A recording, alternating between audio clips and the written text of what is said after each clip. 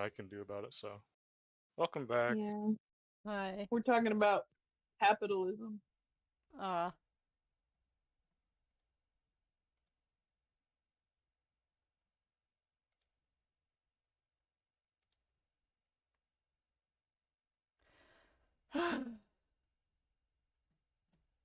at this rate, my motivation to draw is going to tank.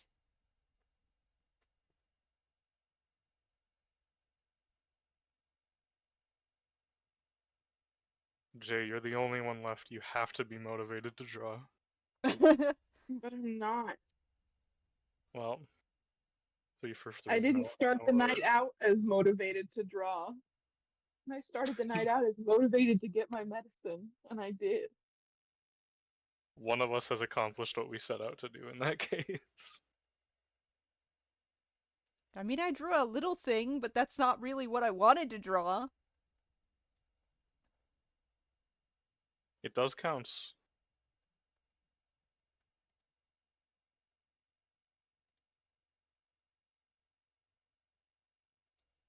I'd ask if you want to play a video game, but I'm still waiting for the muscle relaxer to kick in, and I don't know if it's going to make me drowsy.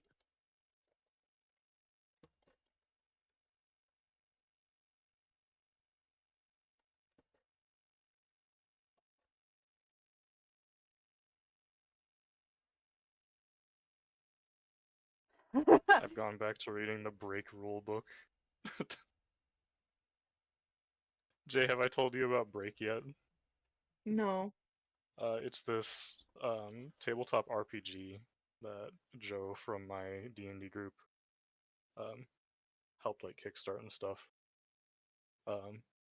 And he shared PDFs Hi. with us. Hello. And the game is focused around, well, it's inspired by anime and anime, Mhm. manga, and video games, specifically like JRPGs. Um, the system's pretty different. I'm gonna go with pretty different from Dungeons and Dragons, but it's a lot more freeform, but at the same time has more broad rules, if that makes sense, but fewer like specific things that need to happen. I was telling Peachy about a couple of the classes: the Battle Princess and Murder Princess. He's giggling over there. I put a SpongeBob meme on my canvas, and then I remembered that Penguin is voiced by Tom Kenny. Yeah. Listen, you crustaceous cheapskate, Riddler's been living at my house.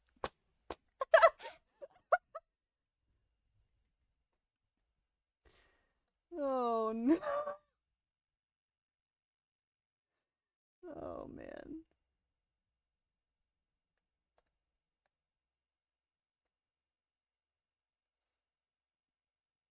I wouldn't want Riddler living at my house. If Get restarting my Doritos router was. everywhere. Huh? So he'd get Doritos everywhere. I thought you said riddles everywhere, and I was about to be like, well, yeah, but then you corrected to Doritos, and I was like, okay. Do you think he'd like hide your things and then give you a riddle to like Yes! find them? Yes! I absolutely believe that.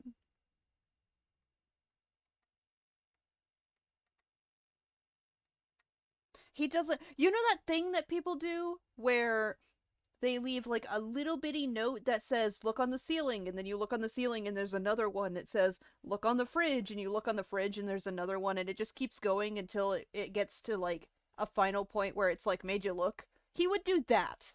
Yeah.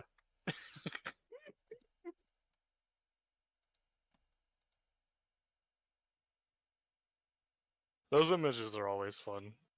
I've never had the prank happen to me in real life, but there was a period where people would like do that with memes zooming in on different areas. I I love remember that. that.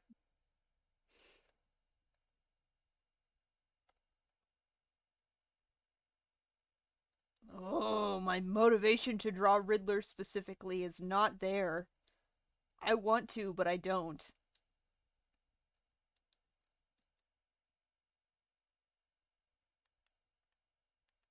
At some point, I've got to make y'all watch this show with me.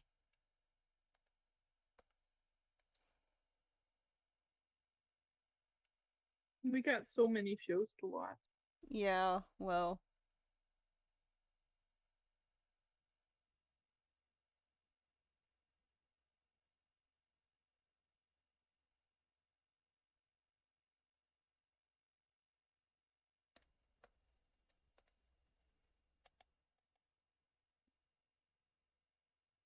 Yes, baby.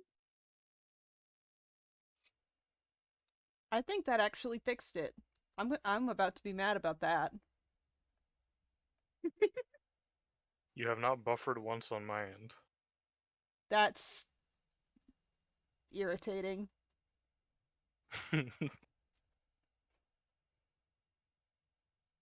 Sometimes you just gotta kick the old router.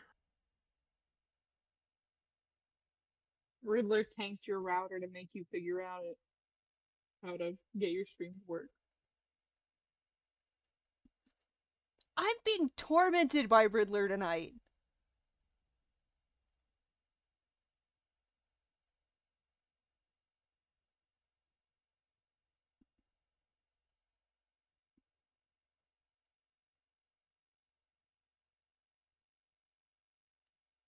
He was in my dreams making me solve riddles. Now he's in my router.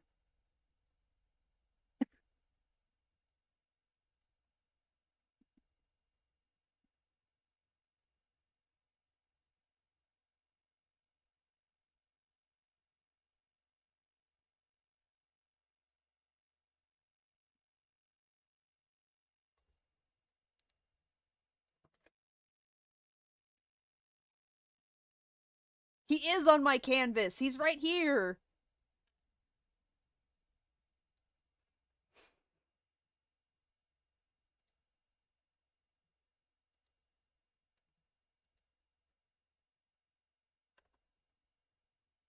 Penguin, Batman 2004. I have to look up our reference image again.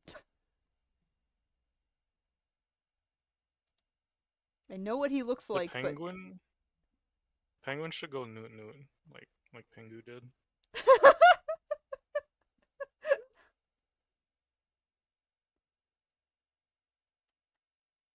I don't know why. The image just seems funny to me. it is funny.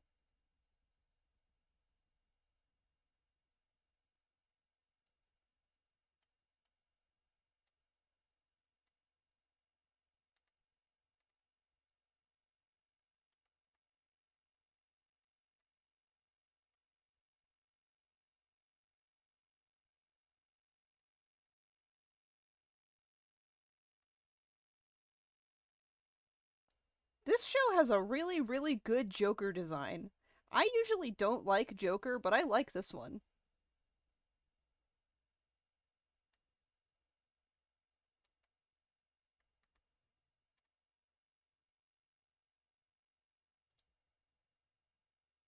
Come here, Bobby.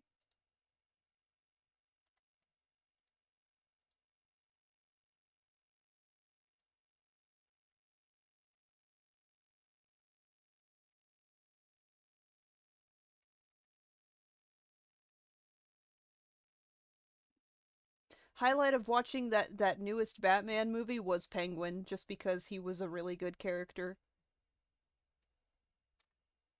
I liked when he called Batman sweetheart. Even though he was greasy. What? No. Not the same guy. I said even though he was greasy. No. Not the same guy. No, he wasn't greasy. No? Okay. The greasy one is the skinny one from Gotham. Mm. Penguin's usually greasy, okay? In He my is defense. not. He is not. He's greasy in Gotham and he's greasy in greasy my in brain. Batman Forever. To be fair to him in He's, like, Batman Forever, grimy to be- in Dark Knight. to be fair to him, in Batman Forever, he was living in the sewer.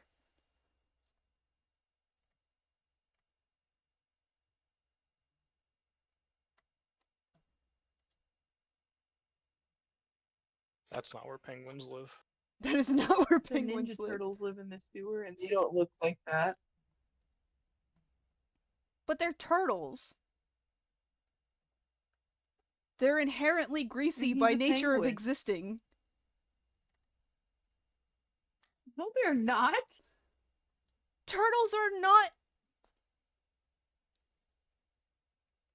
These are turtles that would inhabit water. They are not dry. They're not like bone dry. No, I know that. I'm not saying they are, but they're also not greasy. They don't have like a mucus coat. They're reptiles. No, but the Ninja Turtles live in the sewer, though. By virtue of living in the sewer, they would be grimy and greasy. That's because that's the sewer for you. Flint, That's sewer, baby. Splinter raised his boys to stay clean. Splinter raised his boys to stay clean. Girl, that's a sewer. Splinter said, "We live in the sewer. You will not be disgusting all the time."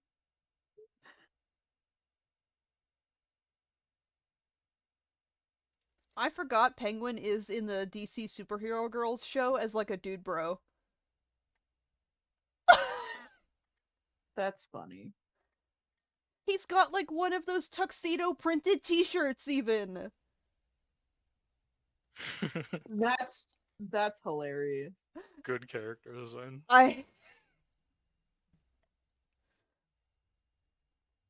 I'm not even drawing, I'm looking at Google images.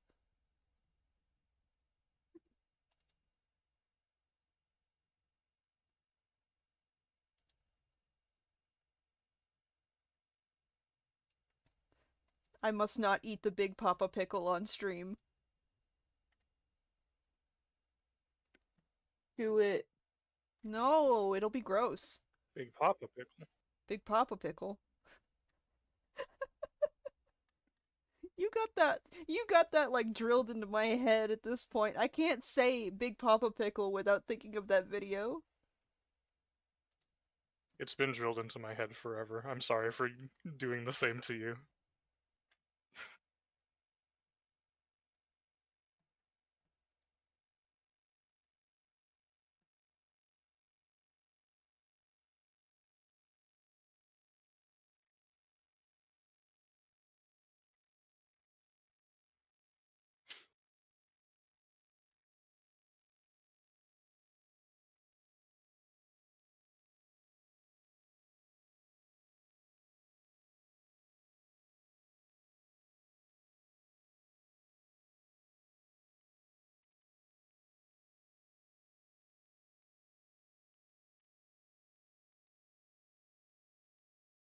I was gonna say so. Oh yeah.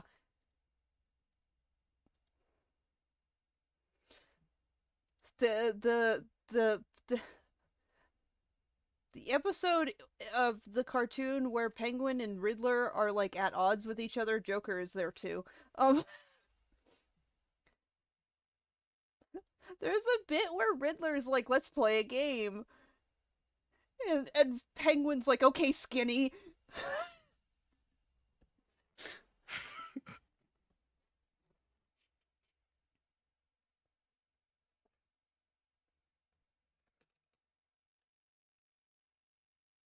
That man's built like a toothpick.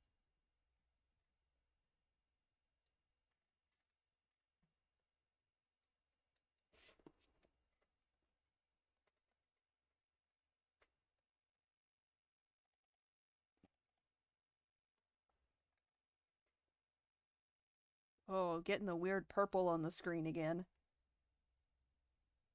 That's cool.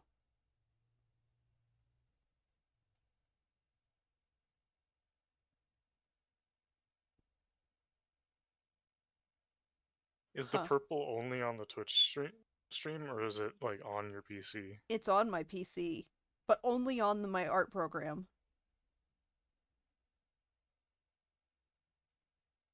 And it's only on the canvas, too. Like, it's not doing that over on, like, the layers or the tools. I have similar things happen in Krita, but usually only if I have, like, what are they called? Oh, right. I can't see chat. Layer styles. If I've, like, activated a layer style, and then I start, like, moving the layer around, it leaves remnants behind that look kind of like that. But I've never seen little boxes before. I'm getting a lag on my art program. That's great. Oh, that's Is there no great. end? No end to the technical difficulties.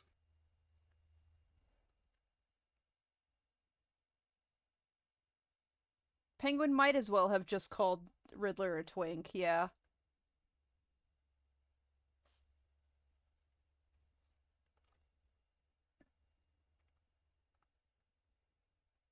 Ah.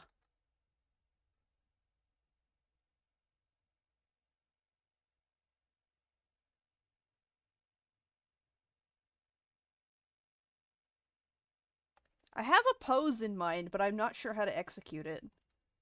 I might have to draw some, like, stick figure versions first. Get down. You are not supposed to be up there.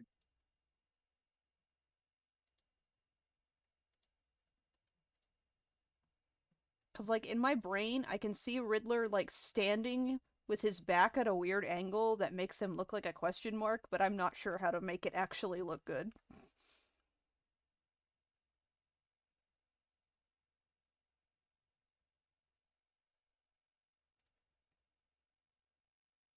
Gonna have to go with those unnatural spine angles to make it look right.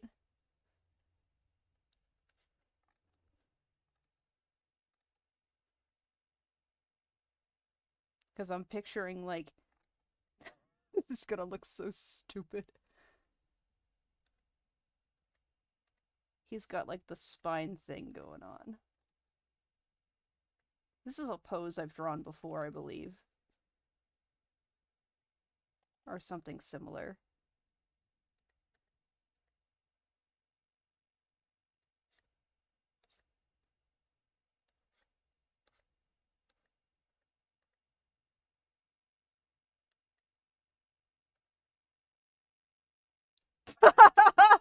Shrimp!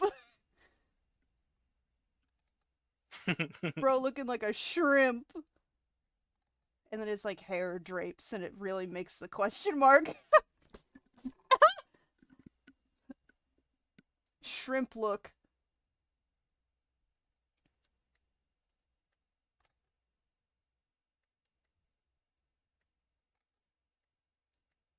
He probably could When the bend like a text to speech shrimp. says when the text to speech says shrimp check, this is what they mean.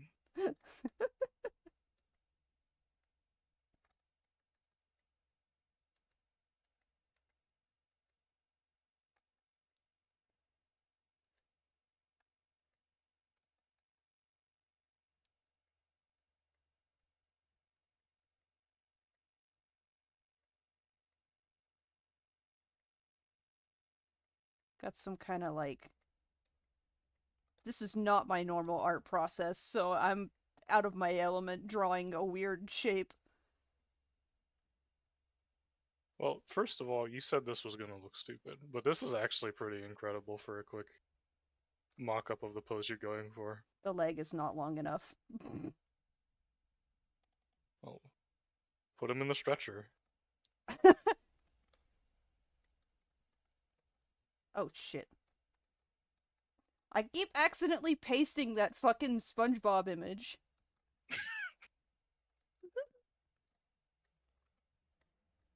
I am literally forgetting my keyboard controls.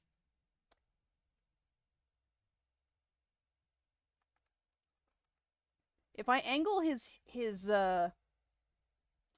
actually, if I just get rid of that whole leg. If I angle his thigh a little more, it might be more question mark shaped.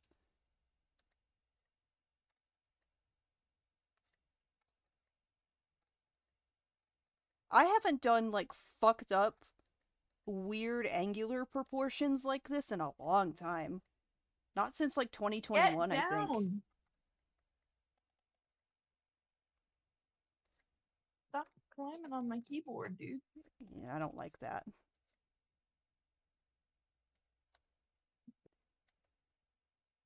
I just don't know what to do with his other leg. Obviously, he needs something to balance on, but, like...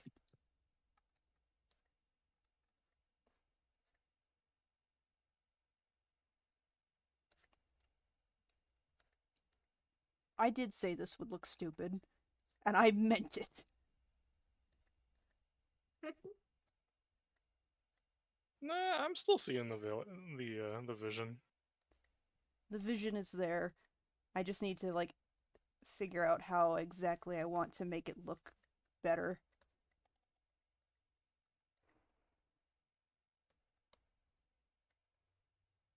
And then we take this, and we go...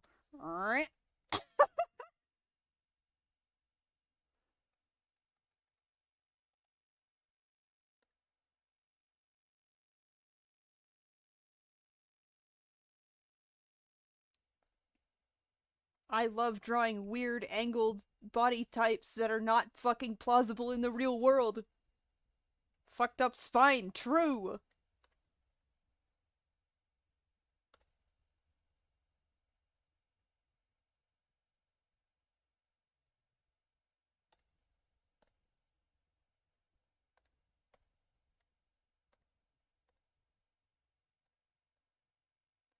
Alright, what we can do with this is I can take this and turn it down to 15%. And I can scale it up. Scale it up.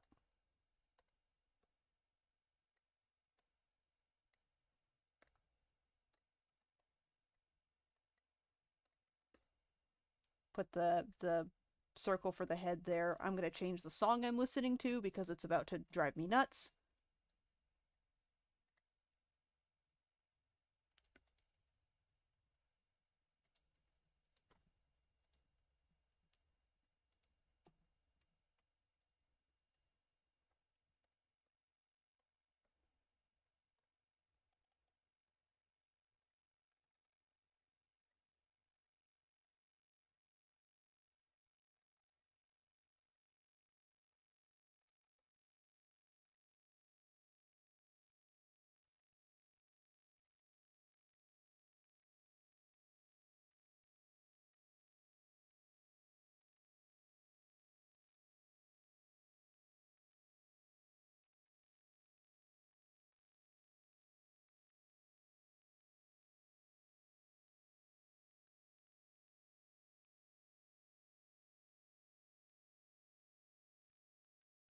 That is not the riddle. But it's not the riddle.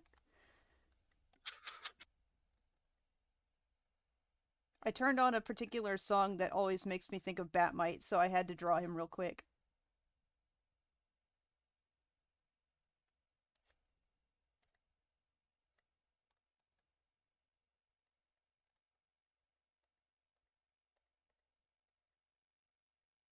You know how we thought that restarting your router fixed things? Huh. I've noticed buffering steadily becoming more frequent. Come on.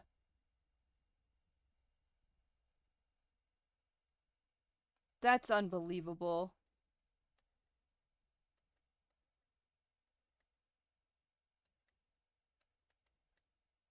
I'm trying to think of somebody like siphoning your Wi-Fi, but they would have to have your password for that.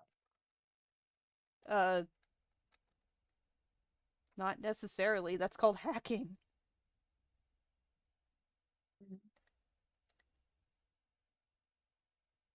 That's the most fucked up looking Batmite I've ever drawn.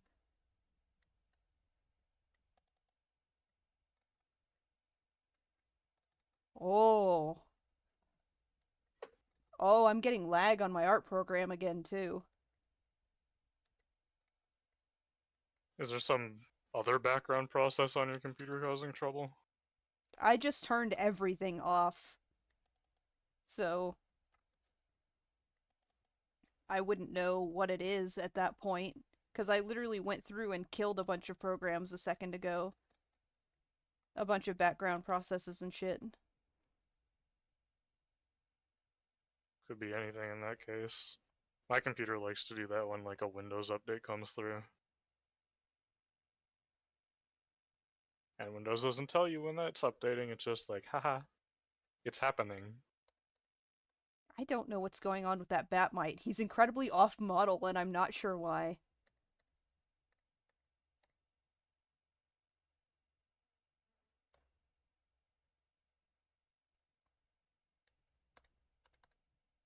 Okay, we're gonna fix up this.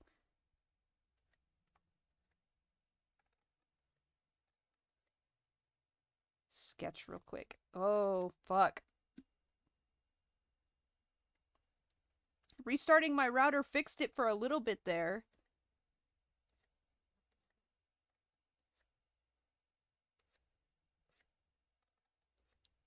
Ah!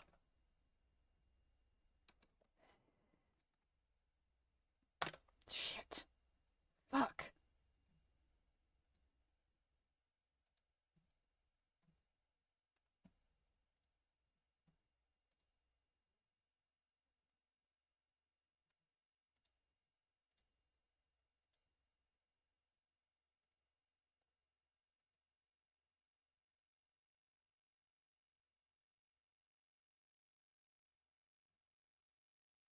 Uh...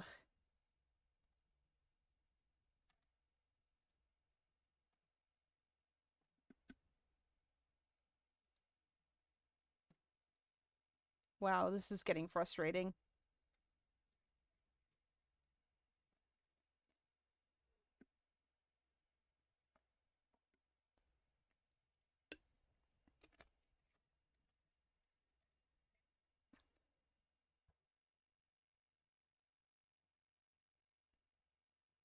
Well, I'm gonna give it a second to just, like, sit.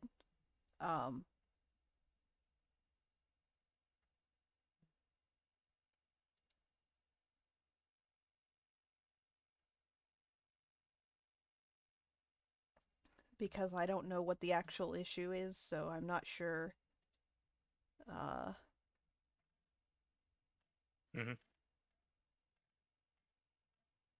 Yeah, I'm just gonna let it sit for a second.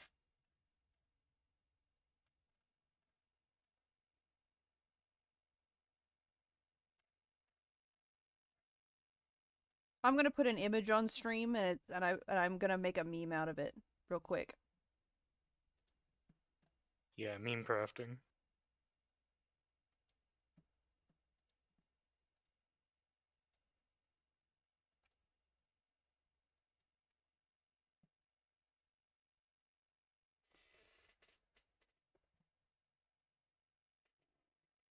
Oh wow, that Man, I text. cannot capture the same.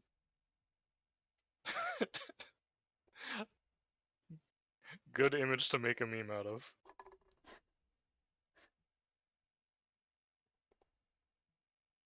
I cannot capture the same mood that my draft had before that power surge, and I'm angry about it.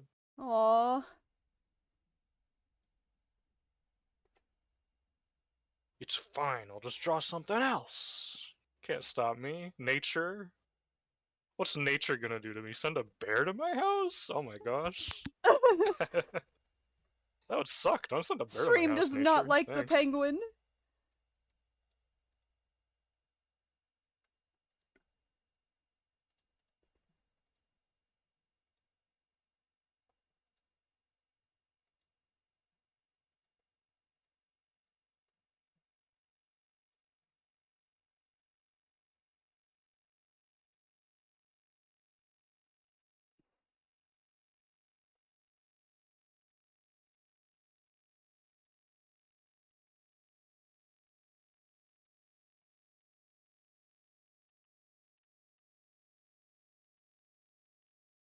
There, I've made my meme.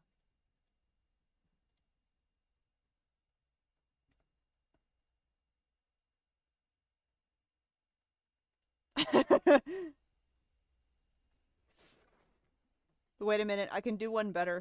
Where'd my stylus go? I lost my stylus!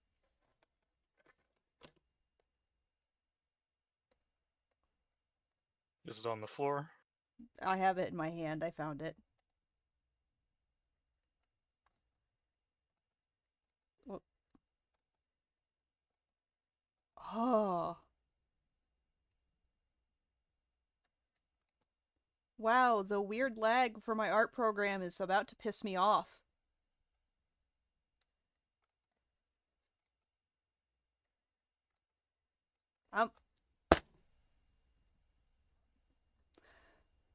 Oh, for fuck's sake!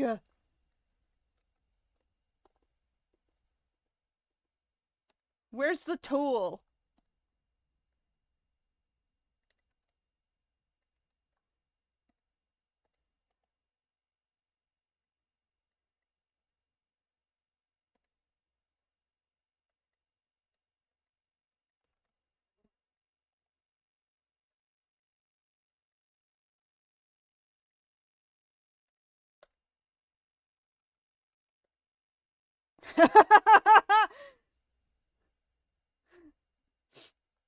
Yeah, that about sums it up.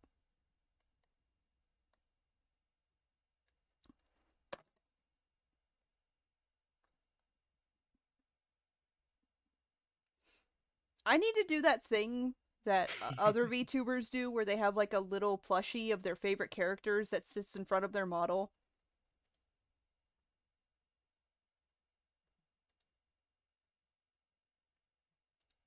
Well, now could be a fun time to set that up, considering things don't want to cooperate. Yeah.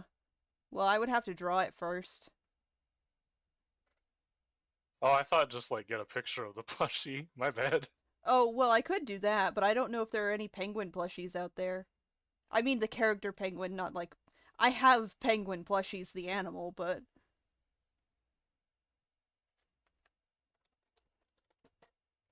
Someone has to have made a penguin plushie.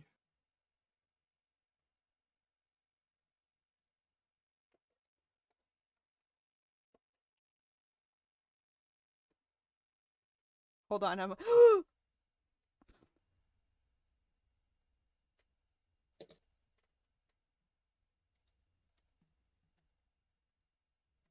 Oh my goodness, people make penguin plushies for VTubers.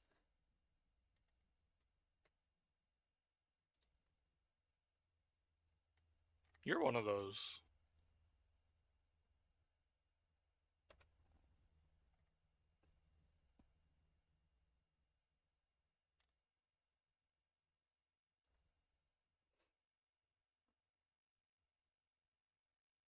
Yo, Jay, you've been kind of quiet. Did your pain medicine make you drowsy? Mm-hmm. Gonna be It alright? did. Yeah. It also made me like contemplative, so I think I might call it. That's fair. Just freaking zonk out. It took a good minute or so. Minute is an underestimation.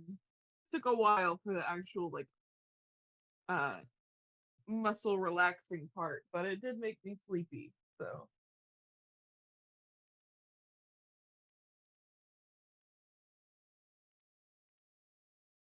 Why did I not save that into my I think streaming folder? I do think I'm gonna call it. Okay. Okay. It's only 10 p.m. So early. If I can't sleep, I'll come back. Alrighty. Good night, everybody. Good Take night. care, Jay. You nerd. Later, nerd.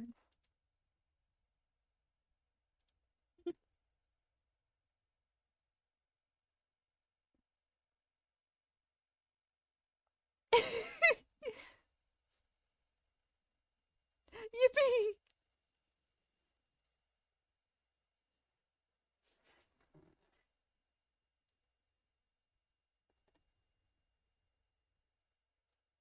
This is a picture I took, by the way. The penguin grip. That's my picture. Ooh.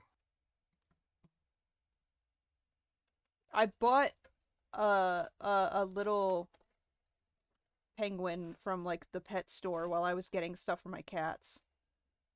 Um, and I was holding it in the car. Um, and it occurred to me that I was holding it, uh, like, this had to have been like the day after the stream in which I talked about holding birds. And I thought it was a funny coincidence. It's a good stand-in for needing to grip a You were bird. not talking about just holding birds. I grab them. You were talking about grabbing birds. I yeah. grab them. This is a good simulation of that.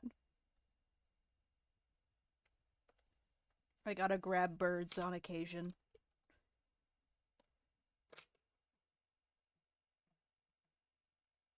I have my little penguin on my desk right now.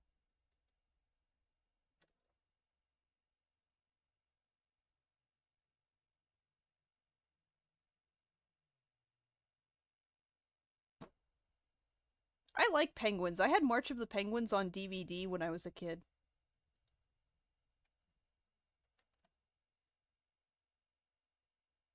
I think everyone liked penguins. Not to make I did not mean for that to sound like condescending. No, but I know. Remember the like penguin phase? Oh yeah, absolutely. Because there's like March of the Penguins, Happy Feet, a bunch of like weird spin-offs that I don't remember the name of. And like even before that there were movies like Pebble and the Penguin out there. I love Pebble and the Penguin! Holy shit! That Uh-oh. I love that movie so much. Oh my It goodness. is a good movie. That was one of my favorites that Grandma had when I was a kid. Oh. I think about it occasionally still, and I'm like, man, that movie was just fucking good. It was. I think that was a Don Bluth film, right? Yes, I believe so. Yeah. Drake. That character's name was Drake. Yes, Tim Curry was amazing as that villain. Mm-hmm. I fucking loved it. One of my ambitious projects that never came to light was an animatic to his villain song. One of your ambush. The bug is trying to take over. One of my ambush. Mr. Bug. An animatic for that made by you would be really cool. You think? I mean, like, given your style, and I've seen a little bit of your animation, I think it would be great. The back when I originally wanted to do it, I was going to do it with some DuckTales characters. Ooh. I was specifically going to do it with Donald Duck's like Donald Duck has a superhero persona that he takes on sometimes, and his sidekick is Gyro. Yeah. So in those comics, Gyro has like an evil persona that crops up sometimes. Named the Mad Ductor. Which I don't know why they call him that because Gyro is a chicken, but anyway, I was gonna have the Mad Ductor be the character for that animatic. Ooh. Rah, rah, rah, rah, rah, rah, rah.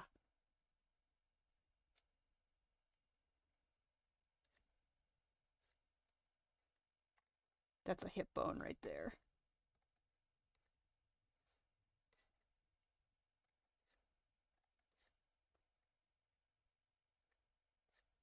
This is not the song I thought it was when I turned it on.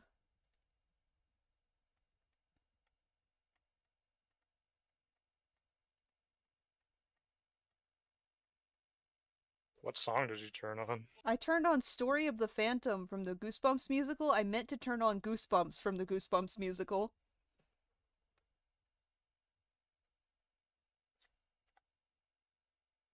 You know what? Fuck it. I'm just gonna go full stylized, like I used to do. We're going for those sharp lines, those straight lines with the sharp angles and sharp joints.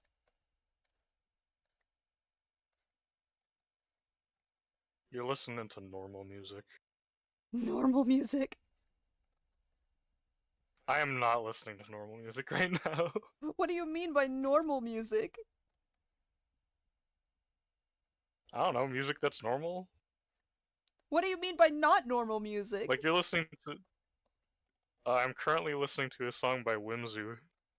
That is actually 25 minutes of a song he was trying to write, but couldn't, like, find the right vibe for it, and he put them all together into one really long song, all the unfinished songs. Ooh, So it's just the same song starting over, like, over and over. interesting. His style is really out there in a good way. It's very... It's a sound. I don't know. I don't know how to describe what he does. When you mention music that's like not normal music or whatever, um, my immediate first thought is of this one particular song that I like to listen to occasionally that's just like heavy metal jump scare music. It's literally just a song that starts off like a really, really low, like, bass guitar strum. Not harsh noise exactly, but it's like a 6-minute song that the first 4 minutes are like a low droning sound from a bass guitar, like the lowest note you can get on a bass, for 4 minutes, and then around the 5-minute mark, somebody strums the regular guitar really fucking loudly. And then it goes into like a normal song for the last minute of it. And The ultimate evolution of progressive rock. I like to turn that on occasionally because like sometimes I just need some like fucking jump scare music, you know? I feel like this elbow is not long enough. Whatever, I'm just sketching for right Put him now. in the stretcher again. What I'm gonna do.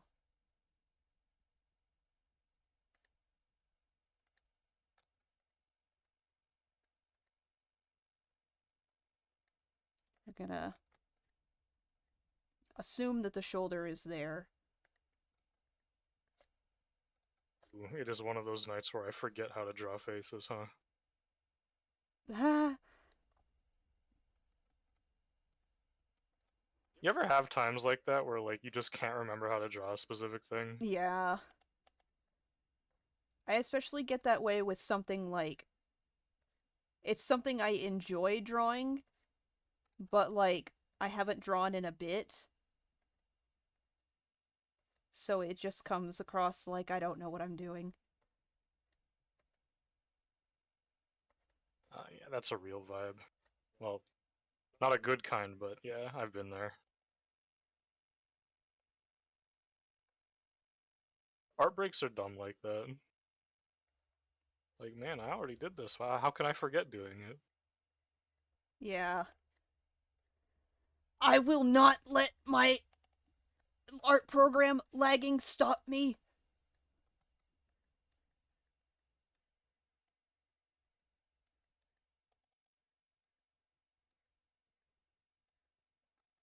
Art program, fuck you.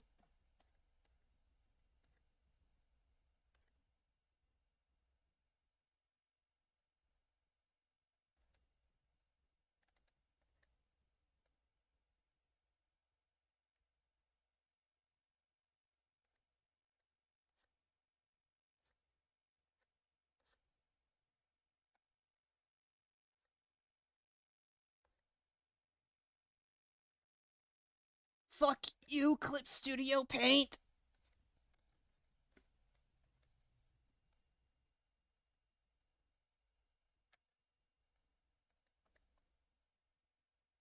Yeah. Yell at the program until it listens. Hey, it started working better, like, immediately. That's why I said keep yelling at it. My instructor in college legitimately would yell at Final Cut when it was being slow and it would speed up somehow. Hi, Joe.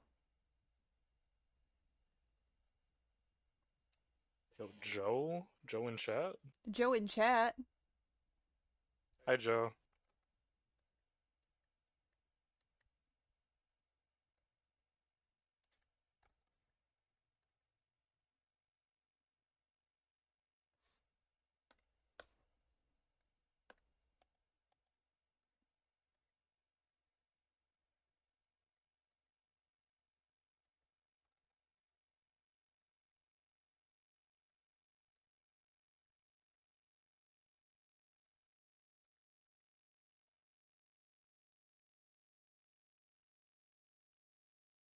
Aw, that's cute.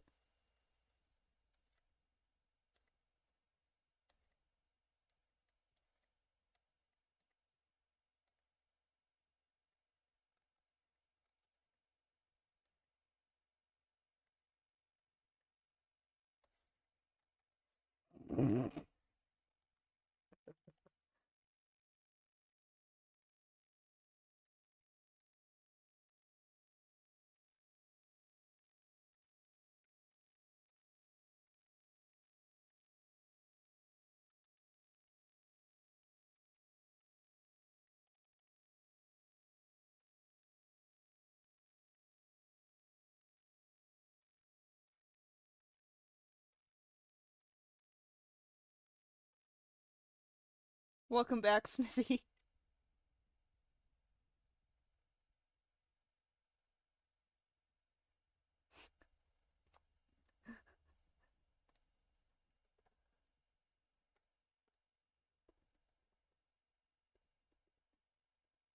That is not the Riddler. That is again. also not the Riddler. I miss my wife, Batman. I love tabbing in and seeing you not making the thing you set out to make.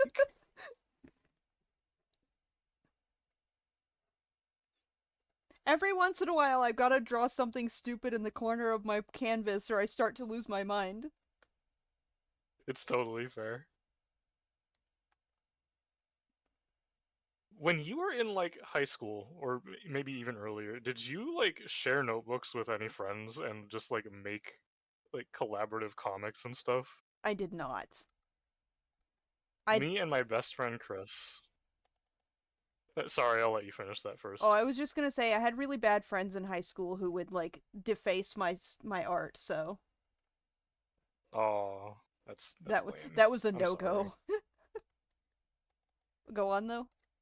Me and my best friend Chris, we would like each year take a notebook and then just kind of like pass it back and forth as we felt like, and we'd make um ooh, Joe kind of knows what I'm talking about. We never did that, but we were big into like stickman battles basically, Oh, that and we'd fill rules. entire notebooks with our like stickman OCs killing each other and stuff, or like doing like Kamehameha blasts and stuff like that. My style was very like, uh, I guess you could at the time it was very neutral evil stickman. They were like stickman shaped but round, like bubbled out a little bit. And his style was ball with a face and like little legs and arms. Oh, I wish I could find one of those notebooks. Those were good times. What is this? Why does his costume do that?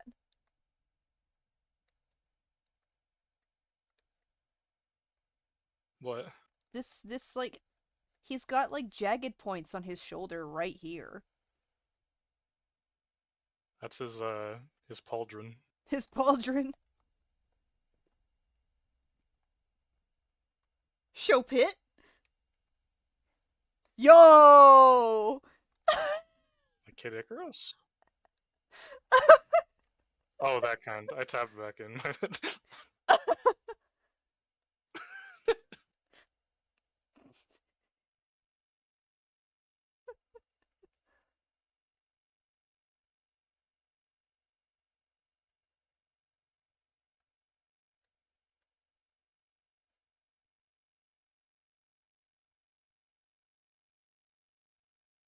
Yeah, he needs to have he needs to have like an open back like right here.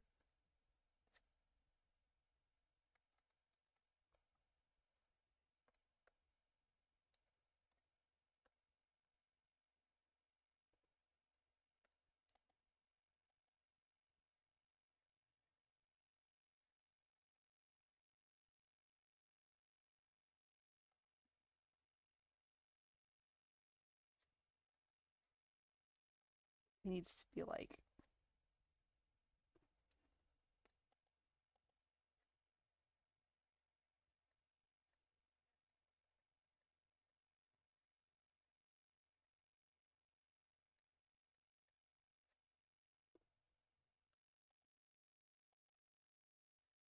I love how this just like you can tell the parts that I'm drawing on just because the fucking artifacting on this JPEG is that bad.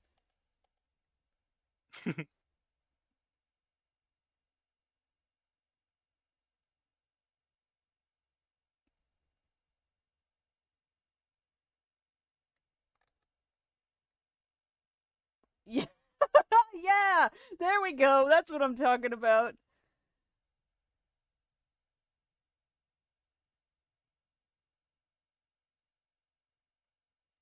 Sexy men costumes need to have exposed pits.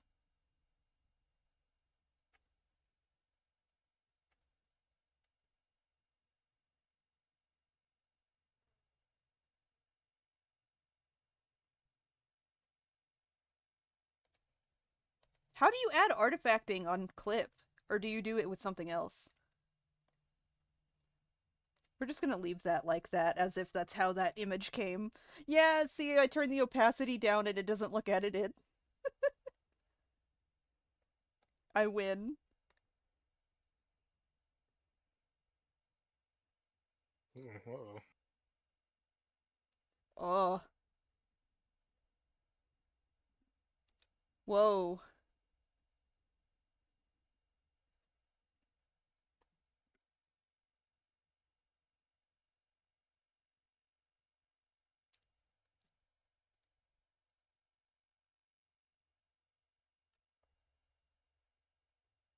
Oh. That's clever.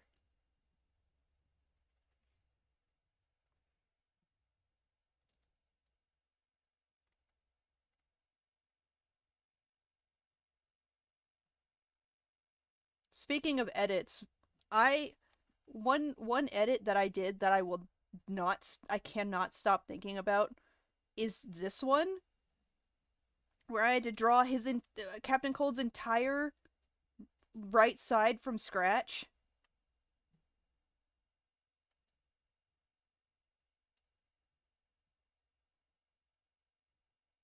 So proud of myself for this one.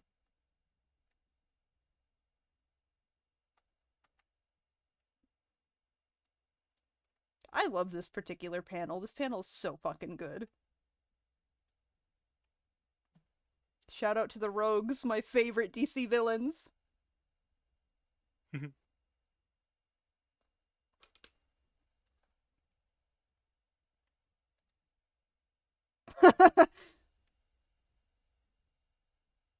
Please send it and I'll pull it up.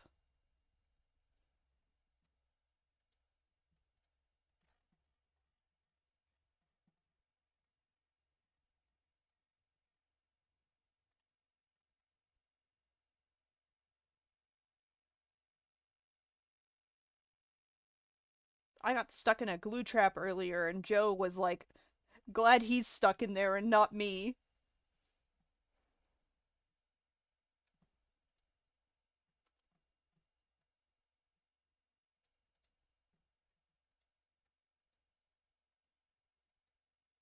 Hold on, I'm copying the...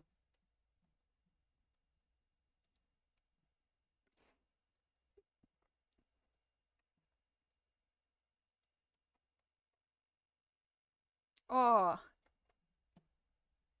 Copy link, please. There we go.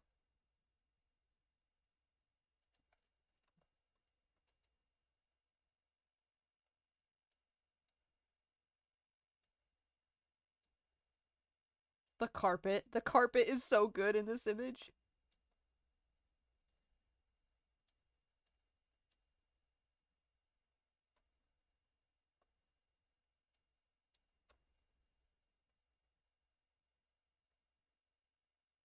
Hashtag unreality.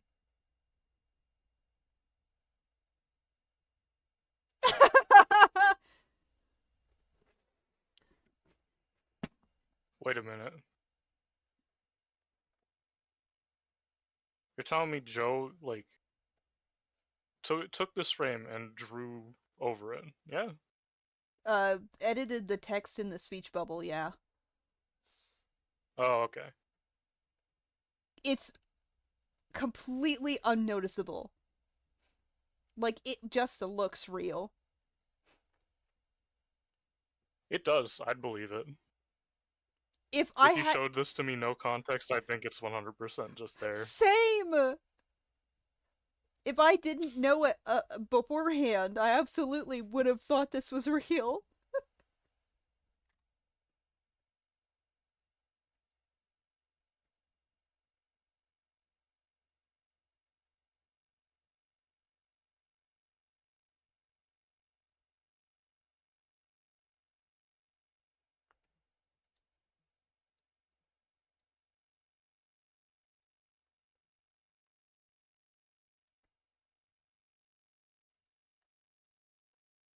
Here's the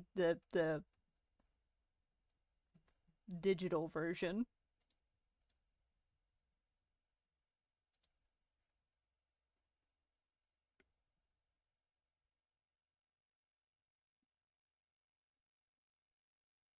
Even that one looks really clean, honestly.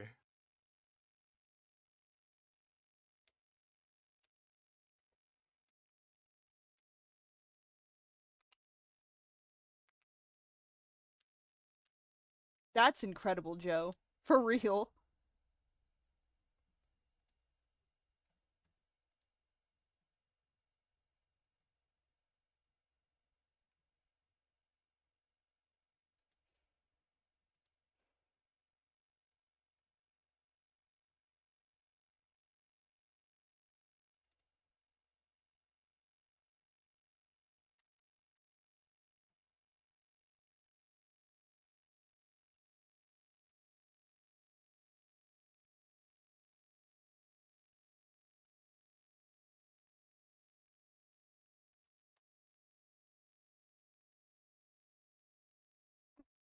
Ambush bug jump scare.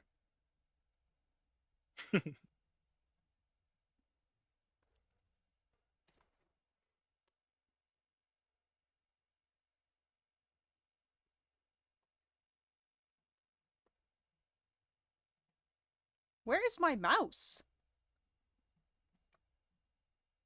On your desk, presumably. I was holding my stylus to my tablet by accident, so it wasn't moving. Whoops.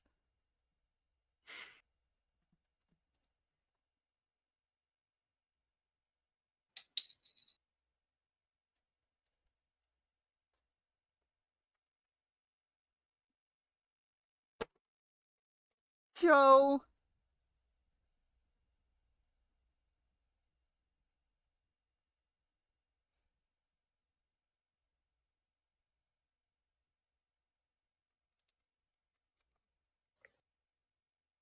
Joe, I'm begging on my hands and knees. Can I commission you to draw another fake romance novel cover, but with Bella and Oswald?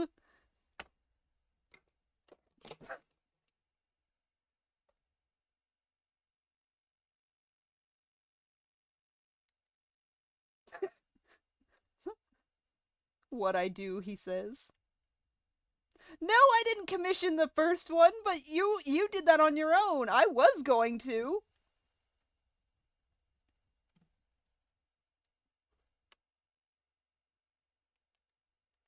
I was going to, and then you went and drew it on your own, so I was like, okay.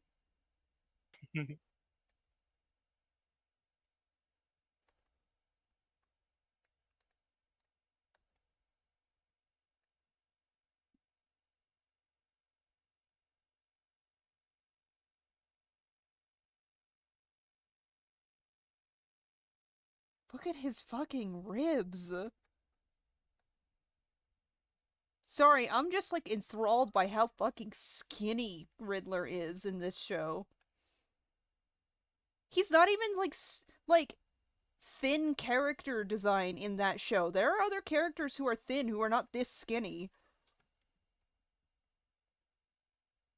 Someone get this man a BLT.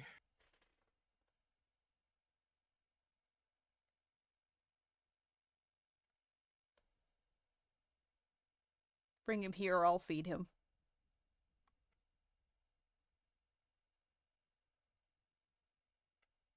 I love that Is this show episode. done by the same?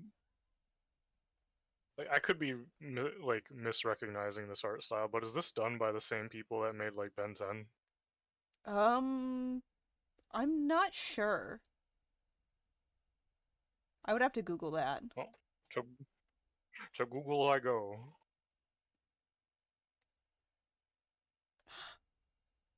He's got like a collar.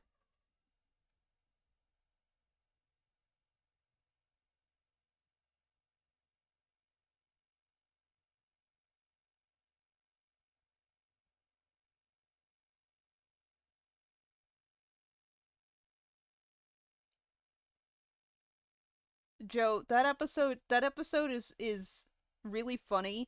I like I was really amused by the part where like the ship that all the shipping containers are exploding, the ship that all the shipping containers are on is exploding, and in the middle of the chaos, Bruce just fucking grabs Riddler by the waist and tosses him in a container. He's got like a collar thing going on.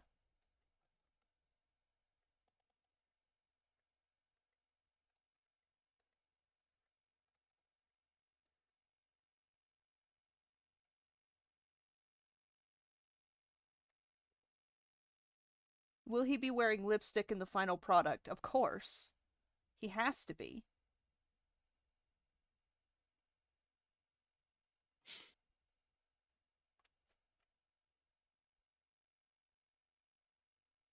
Look at that sad dip in the back of his costume. His costume needs to come down to like right here.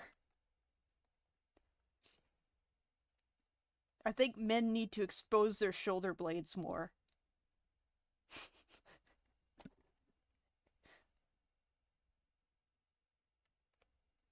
Is he that young in that show? I know he's young, but like...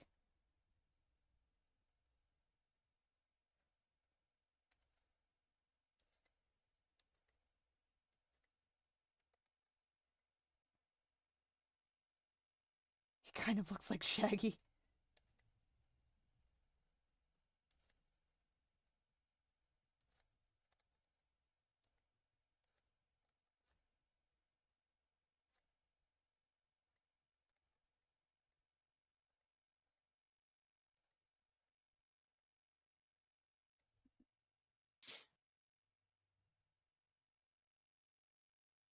You're so right, Joe.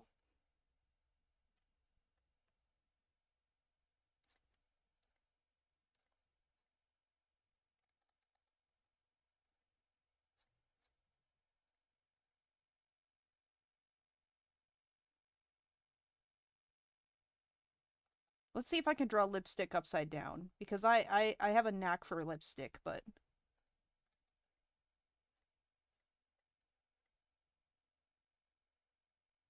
Does he have eyebrows? He does not.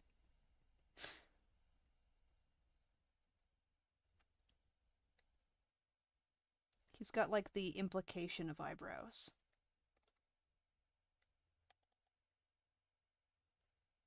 Oh, a brow ridge. Yeah. Did you figure out if it's the same people who made Ben 10? Not yet. It's hard to tell with these um properties owned by like big, because this one's from Batman 2005, right? Yes, 2004. The best I can find is that it was animated by Warner Bros. Animation, And by that, I mean, no one lists who actually animated it. It's just the producer. Oop. I'm sure it says in the end cards of an actual episode, but I haven't watched it. We gotta watch it sometime.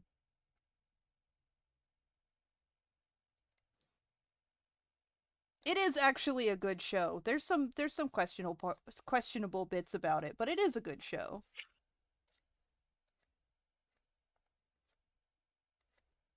I like it a lot. I like the style of it.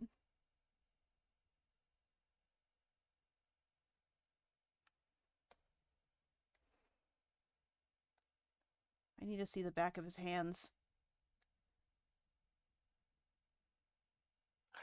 Speaking of old TV shows, me and Cookie were hanging out on call the other night and just like talking about nostalgic stuff, and I found the best website in the entire world. Oh? It's called My 2000s TV, or like, technically it's My Retro TVs because they've got different TVs for like the 50s up to the 2000s. And there's a dude that like has this website and catalogs like YouTube videos that are stuff from like on TV every year during those like tens of years basically.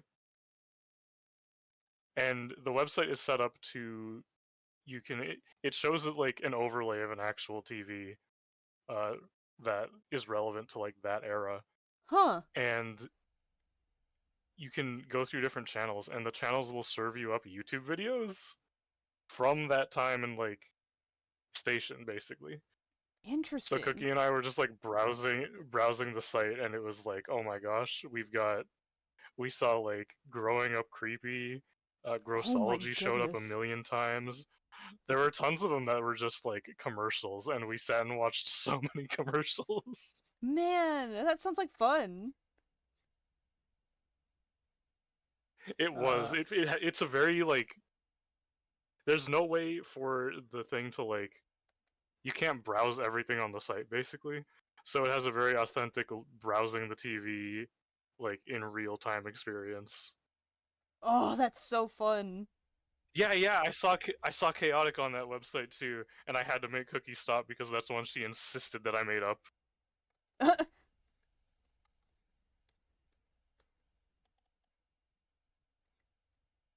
Smithy, do you have a deck of Chaotic cards by any chance?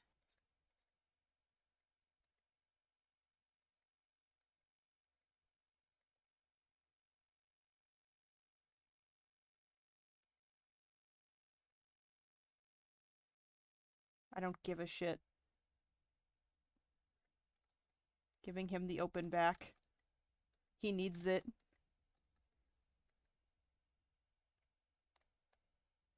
Oh man, I have yet to find someone with a deck of Chaotic cards so that I can actually play Chaotic. I bought them, but did not have the internet to like use the website at the time. And no one else in my local area ever bought a deck of Chaotic cards, so I've never got to actually play the game.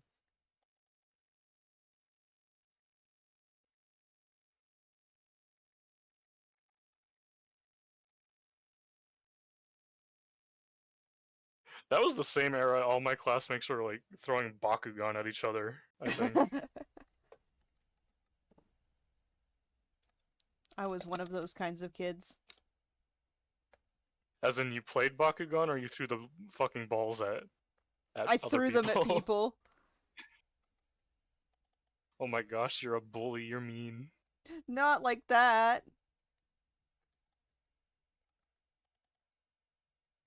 I actually have a small collection of borrowed Bakugan that I collected via them hitting me in the back of the head.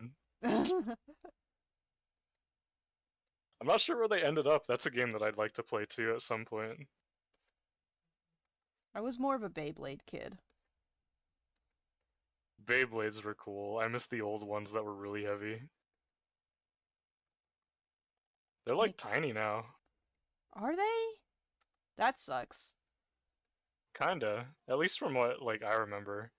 Cause we played with someone brought Beyblades in when I was like really young in daycare, and we played with them, and they were like, maybe it's because I was small, but they seemed pretty wide and made of like really heavy metal at the time.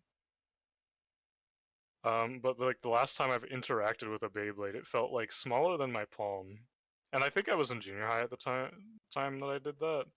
It was like smaller than my palm, and it seemed to have like more plastic than metal, maybe.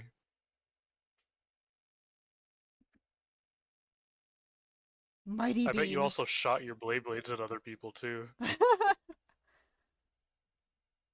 you were throwing Bakugan at them. When I was growing up, I had Go-Go's. Do y'all remember Go-Go's? I do not, but I want to tell Smithy real quick that I also had Mighty Beans. I gotta, Hit me with the Go-Go's. I've gotta Google these. Go-Go's.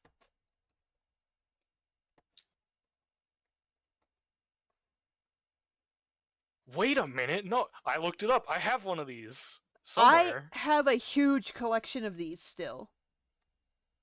I have a massive I collection of had these like in a yellow one storage. with spiky hair.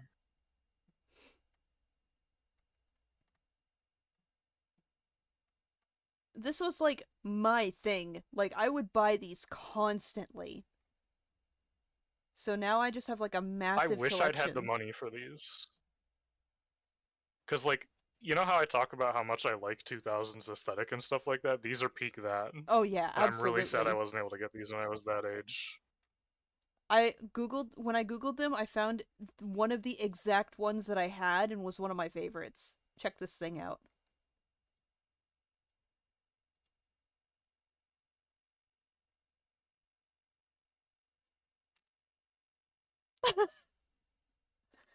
Nice one, stream.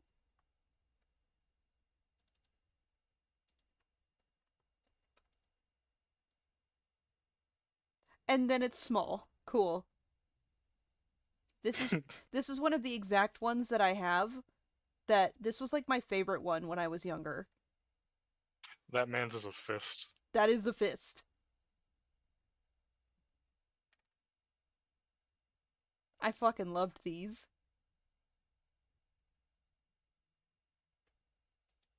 And I got one of the like I'm trying to collector. find trying to find the one that I had. I got like one of the collector kits that had like gold colored ones with like the gold like paint on them. And that's the tin that I ended up keeping my entire collection in. Ooh.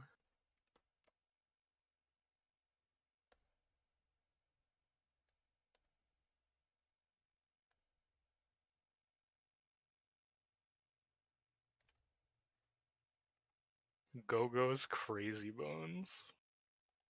Such a funny name. I miss when toys were like this. Fist Go-Go is said to be rare. I'm seeing thumbnails. I found him! I need my snipping tool. No way that that one's rare. What? That was like one of the first ones I ever got. That's nuts. Also, in Can I this zoom this image in? Oh my gosh. in the same vein of this conversation, do y'all remember UB Funkies?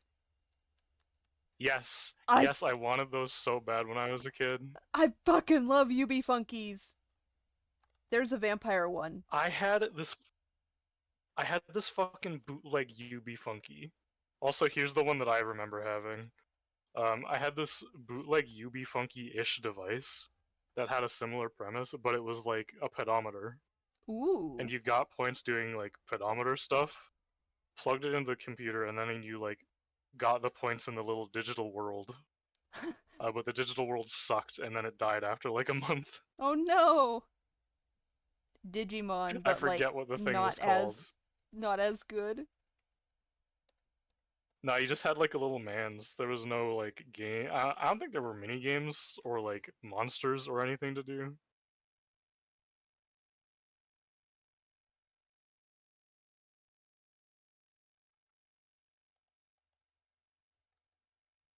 Come on. I'm gonna see if I can look up that thing.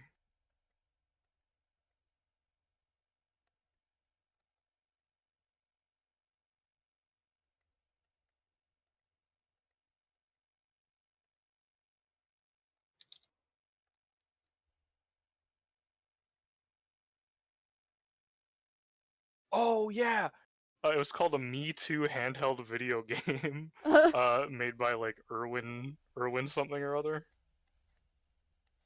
Yo, it's got a page on the Lost Media Wiki. That rules. Me Too Universe is an online multiplayer 3D virtual world which relied upon Irwin Toys' Me Too portable gaming device. The goal was to encourage physical activity among its players by converting real-world steps to Me Too game points. While the Me Too device was available for purchase in August 2008, YouTube user Robaz commented that an upload of the Me Too commercial stating that the online world wasn't up at launch. I remember that. And then it like got the entire thing went down in like 2010. Aw. Yeah, that did not last very long. Don't tab back into stream. Tab back into stream.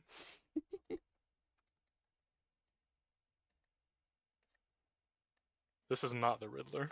Again, this is the Penguin. This is the Penguin. I love this man.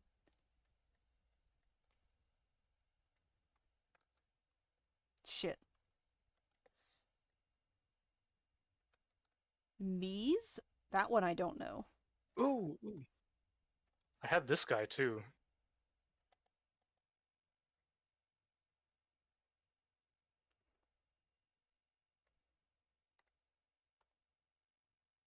I remember both of these. I might have both of these.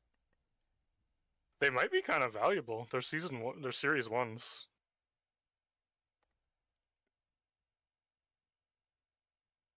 Ooh, and I had this one too.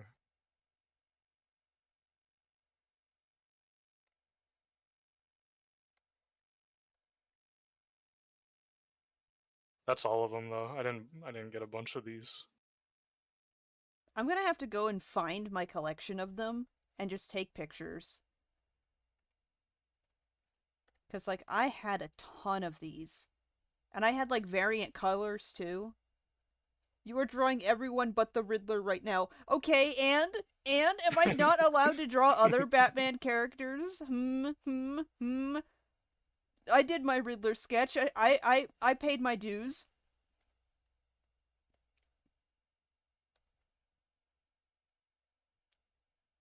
I wanted to draw Penguin. Is that so wrong? I love that man.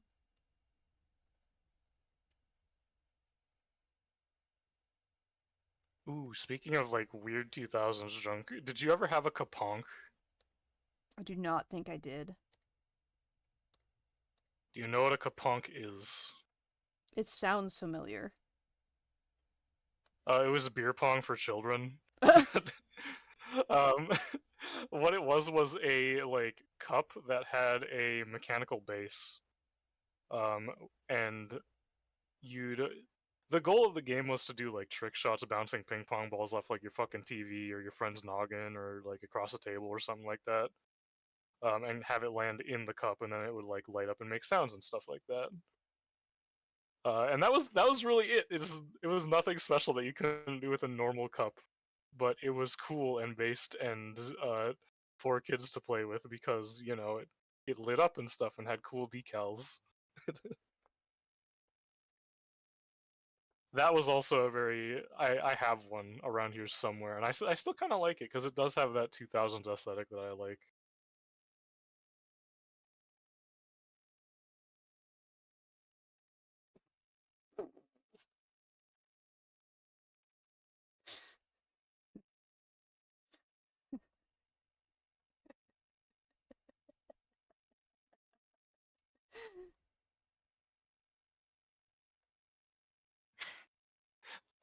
I tab back in, and you've drawn a cereal box.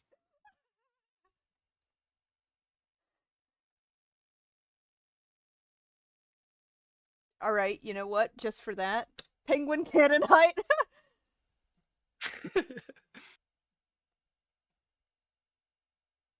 Alright, now that you've said that. This other one that you just sent is another one I'm pretty sure I have.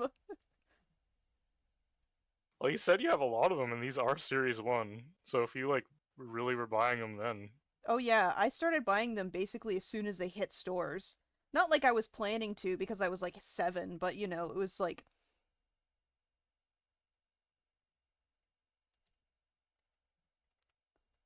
Joe saying penguin cannon height reminded me of something that I doodled.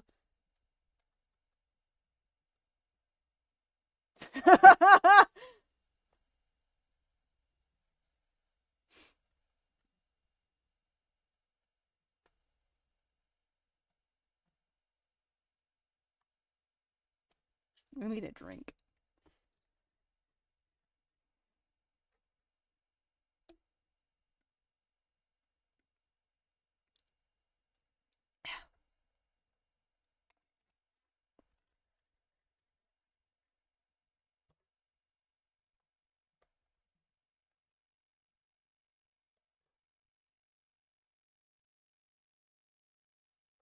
Just because everybody is getting onto me for not drawing Riddler, you know what? I'm gonna draw Music Meister.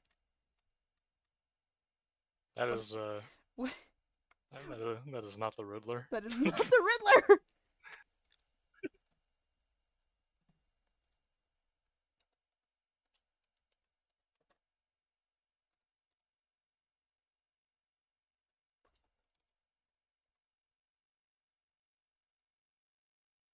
I am so sad about what they did to Music Meister in the fucking live action DC series.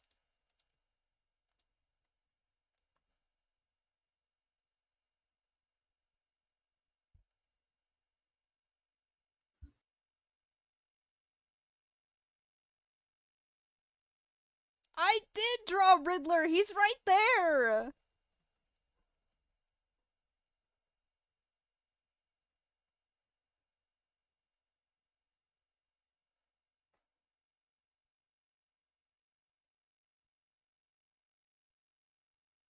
This is Riddler! Okay, who could this be? Who else could this be? Well, he's making that shape, so he could be the Question. No, he has too many face details to be the Question.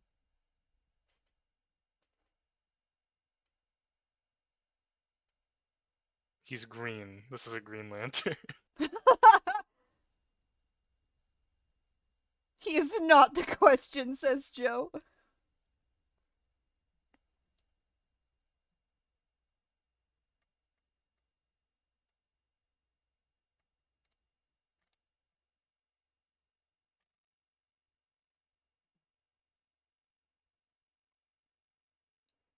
This is not a Squidward Gajinka. Absolutely not. A question mark, a Gajinka. Okay, that's yeah.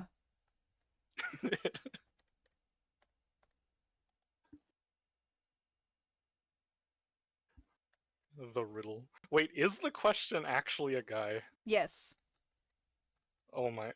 Well, now I gotta look this one up. Oh, he does have a thing. His hat's a little taller than that, though. Question? He has no face.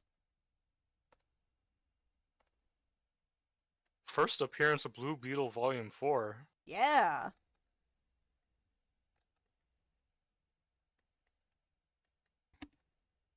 He looks pretty cool. I like this guy.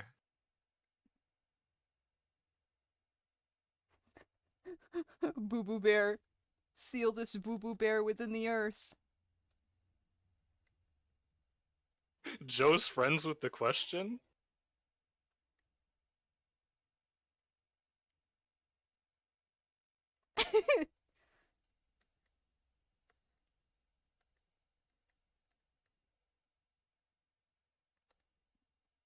I was about to ask, does Music Meister have ears? Fuck's sake. He better. He's got like this kind of thing going on.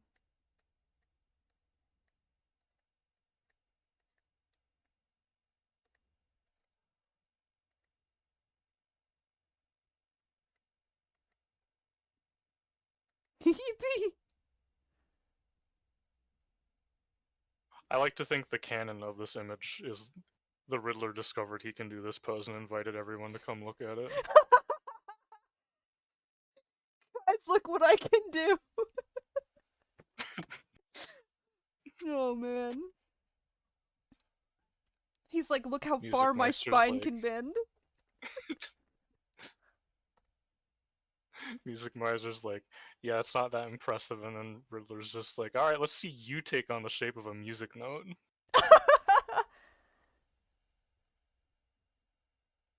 Okay, yeah, I'll draw the question. He's kind of got like a hat thing going on, I think. And then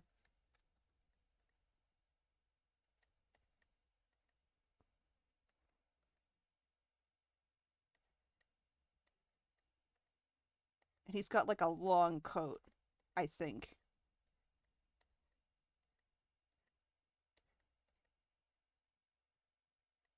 Ooh, I hate when I accidentally move a line art layer and not that along with the color layer. Ooh. Sorry, character I was drawing, I just stole your skin for a second there. Is he not bald? Hold on, wait a minute. I thought the question was bald.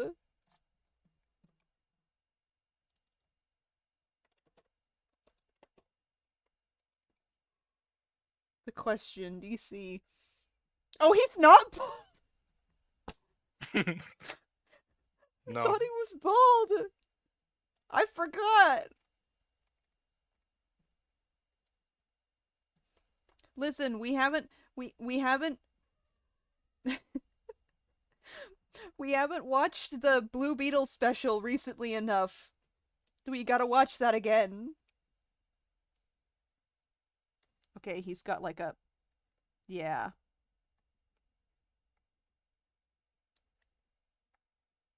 There.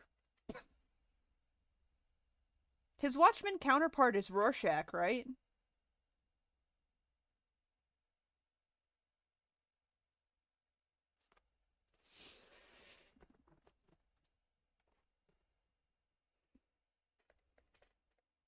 This is an Wait, awesome... What did I just listen to?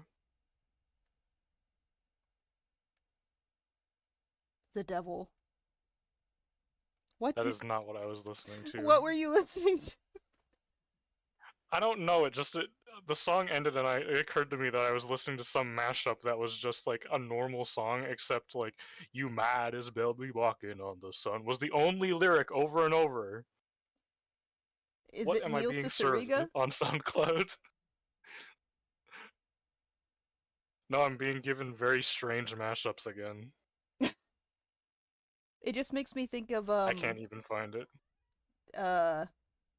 Neil Cicierega did a mashup with that particular song lyric in it, and I can't remember what it is. Ooh, maybe it was... No, it was made by some... Apparently I was listening to an entire album this whole time called Wake Up Call.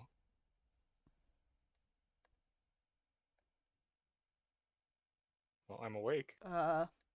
Sorry I keep flinging my canvas around. I'm looking for free real estate to draw more characters who aren't Riddler. Watch how fast I can draw Grodd. Okay, I'm watching. He's got like a...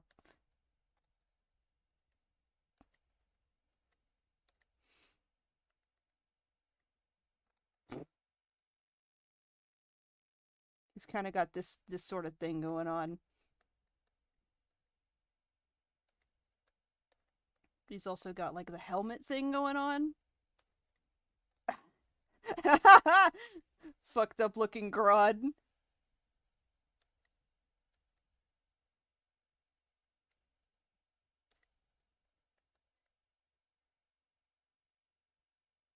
He's got like kind of a cape thing going on. Also a flash lightning bolt on his chest for some fucking reason. Winton! That's not Winston. It would be cool if they did a superhero season and gave Winton a skin. Ooh.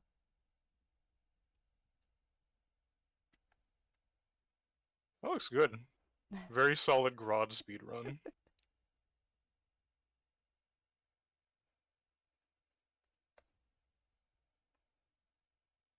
I miss my wife, Batman.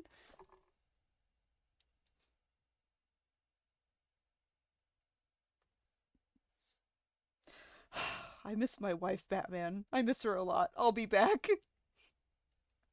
Wait. He's he's voiced by no, not voiced. He's literally acted by fuck, what's that guy's name? Arnold Schwarzenegger. He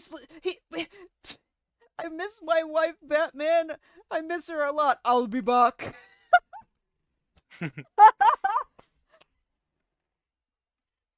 Oh no.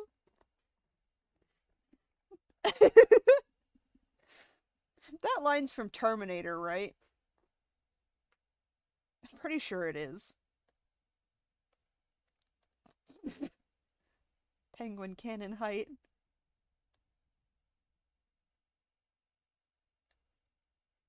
It's been so long since I've watched Terminator.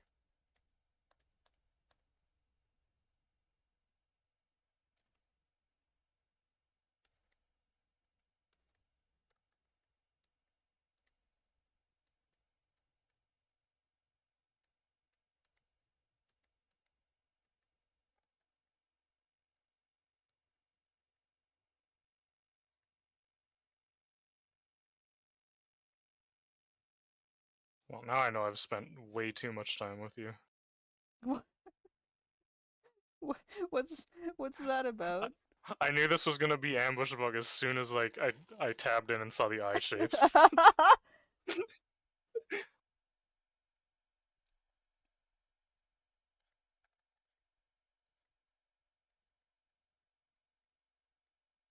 You've infected me. I can recognize superheroes now.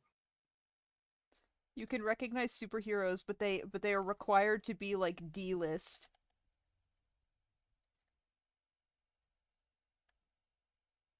I have to include these guys in the final drawing.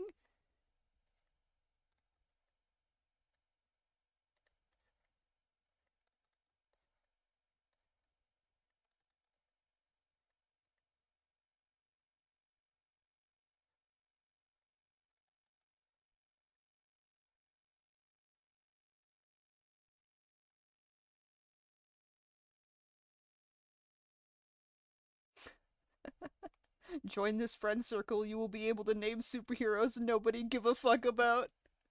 True.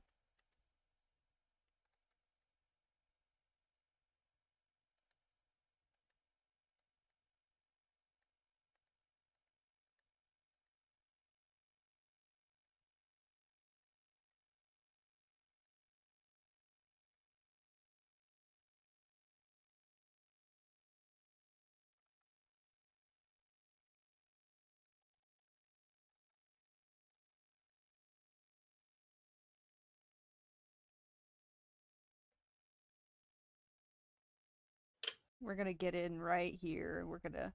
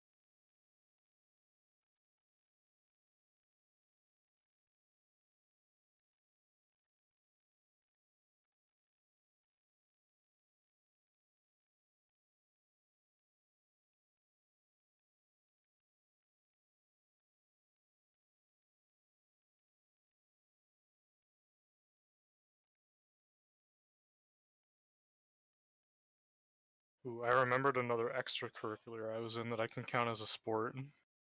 Oh?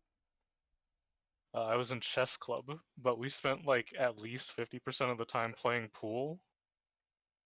And pool, I guess I'd count pool as kind of a strenuous activity. Yeah, a little. I mean, it also takes brains, so.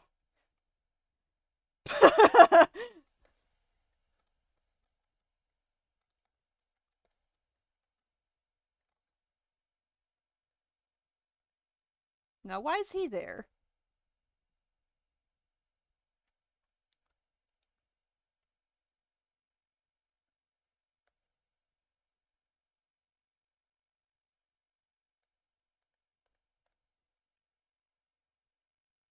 I'm just gonna post this whole thing as is. I'm not even gonna finish the Riddler part of it. Well, I probably will off stream, but like, cause I'm visualizing it and it's cool. But now I want to draw funny little guys.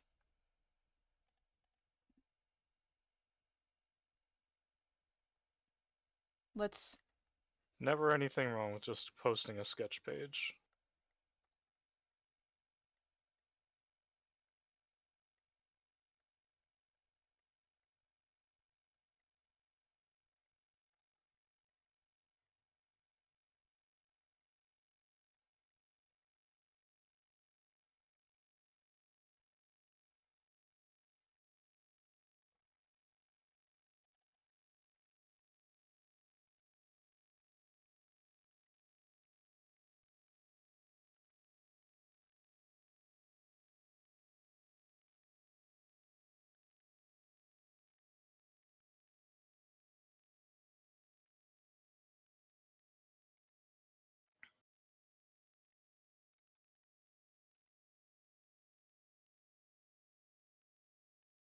Uh.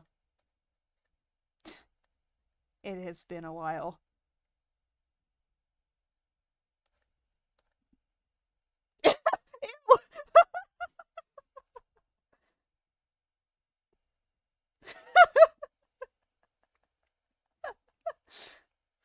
Hi, Joe.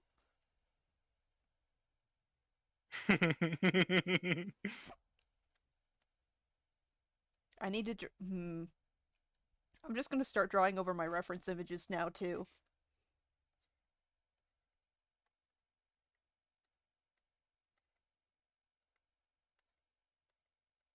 Ooh, this sucks. This sucks a big time.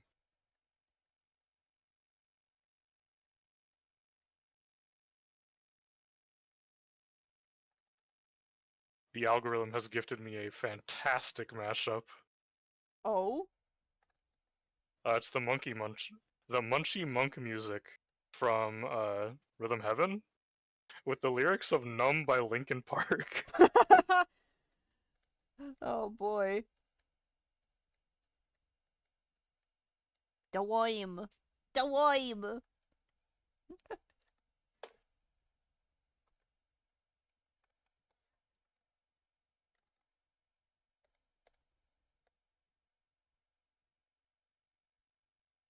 Oh wait.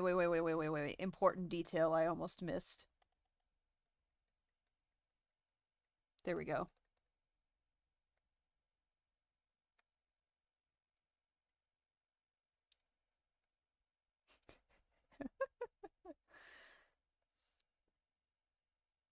Um.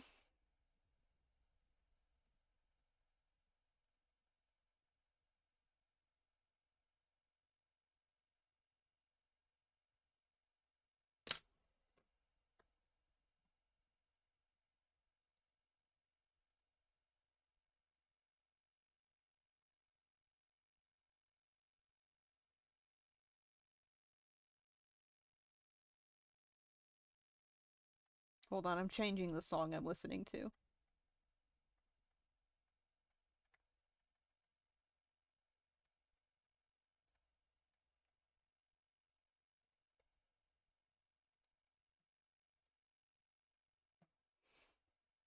I draw Ted for the first time in like forever, and Joe's immediate reaction is ew. I'm gonna move Mr. Mind down a little.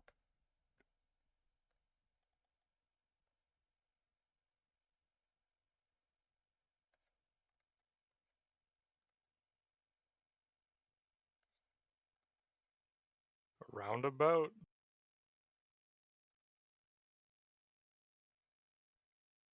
Roundabout in the Mario Sunshine sound font. Ooh.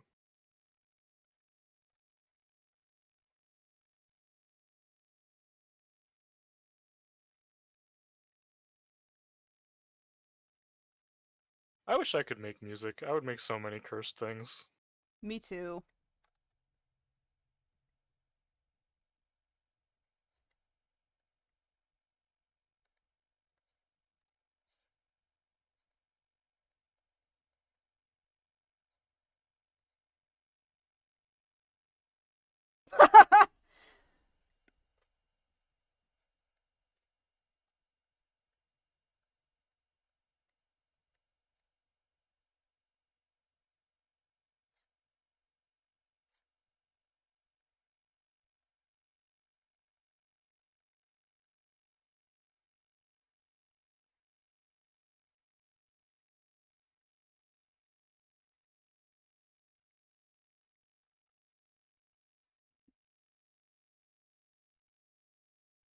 Rudy says make music. Music theory isn't real. I mean, Yes, but. they were making music before theory existed.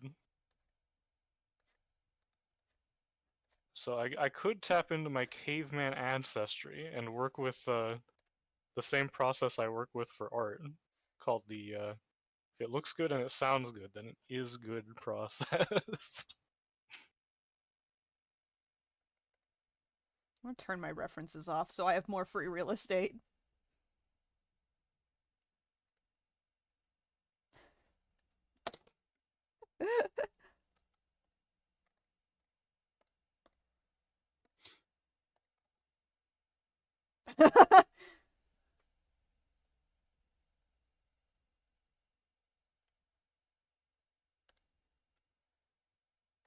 Alright, no, I can't listen to this song more than once. Uh-oh.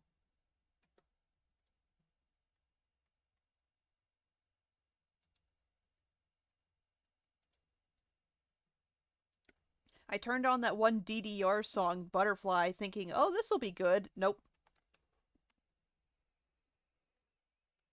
Not even the Nightcore version.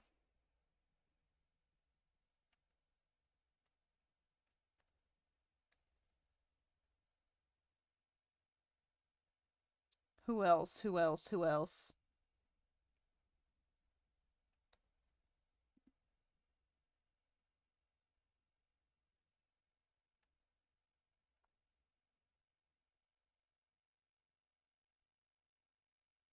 I also loved that song as a kid. I still love that song, but I can't listen to it a whole lot. I just can't listen to a lot of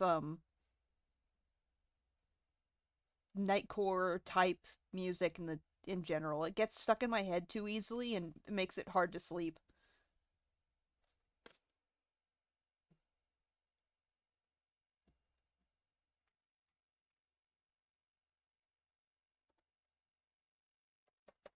Oh, my keyboard decided to crap out on me again.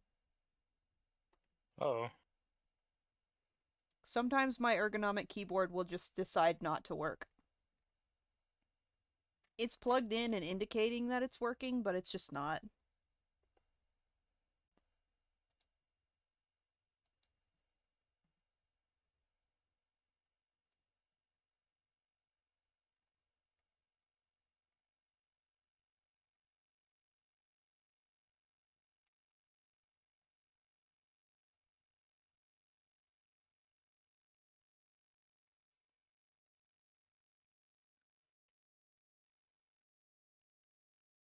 Ugh.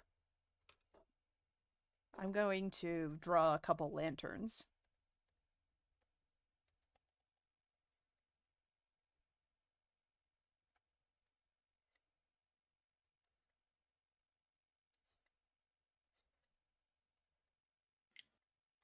Oh,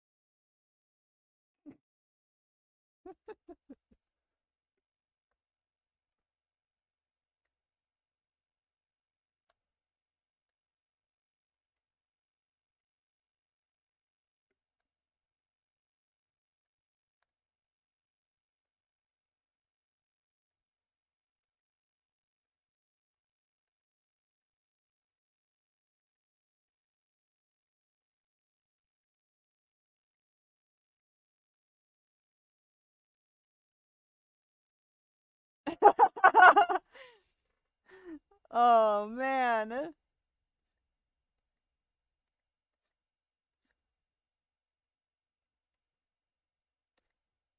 I am so sorry, Guy Gardner fans, for what I have done to Guy. What did you did to guy? Oh,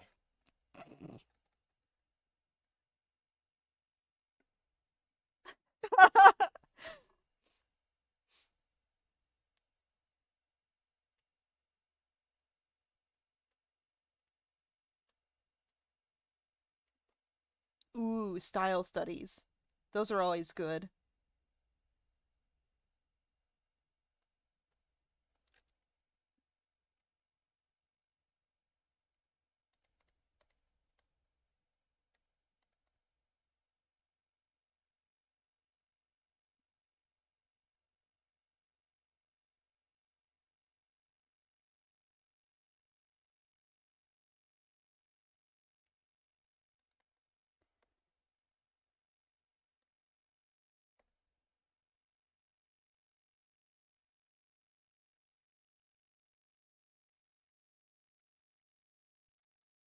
Oh, wait.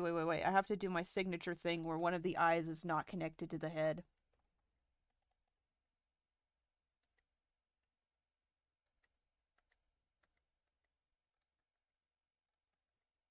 signature thing. Yeah. I haven't done it a lot in the last few years, but I wouldn't call it a signature thing then. well, It does look very good in your style though, every time you do use it. I will be well, honest about that though. the thing is that it used to be such a common thing in my art that it ended up being dubbed the Kermit face because and people would send me asks about drawing the Kermit face. I had a What, like reputation for doing that. they'd want to do it, or they'd ask like why you No, do that? no, people would ask me to do it. Hold on. Oh, I see. I need to find something. It's gonna be on Discord.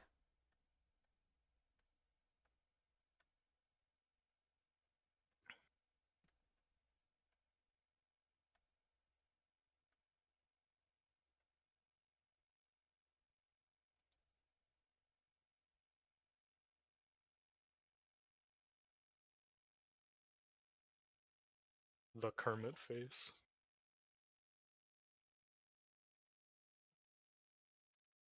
I found it. Oh boy. This is a relic. This is a fucking relic.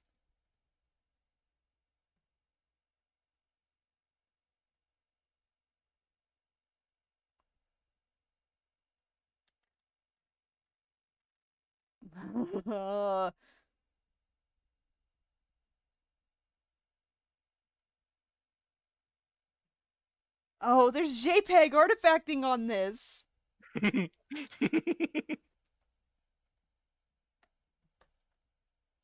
It kind of adds to it.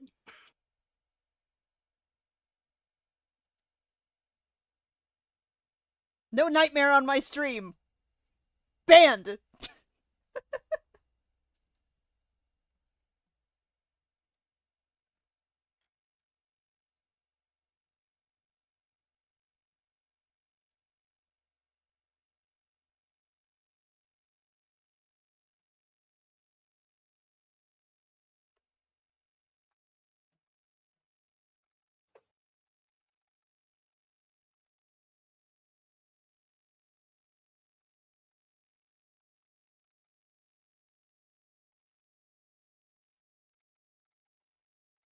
Trying to.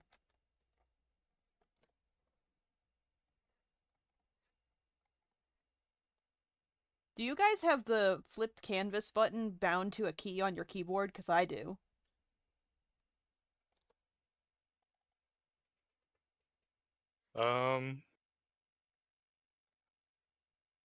What if I told you I don't flip my canvas?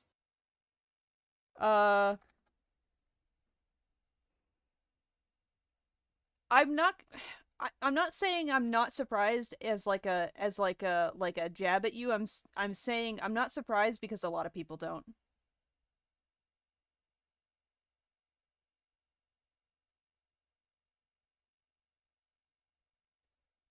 It's a bad habit, and like I've been trying to do it more.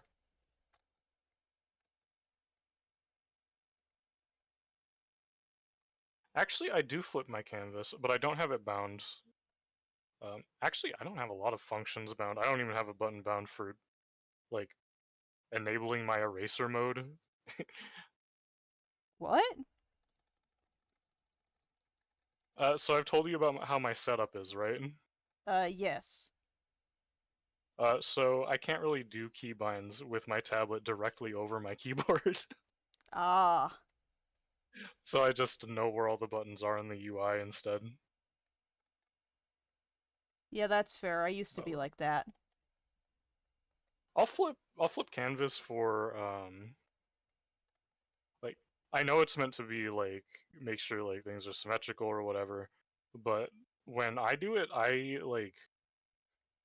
don't know, for some reason flipping the canvas for me seems most important for figuring out if like I have things kind of like spaced well when I have like props and stuff in an image. So things that are like uh things that are complex in like an actual full scene instead of just like a character, I tend to flip those.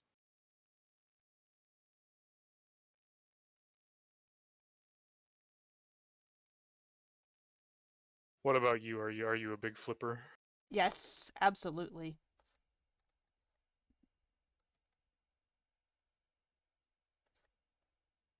I am constantly flipping my canvas.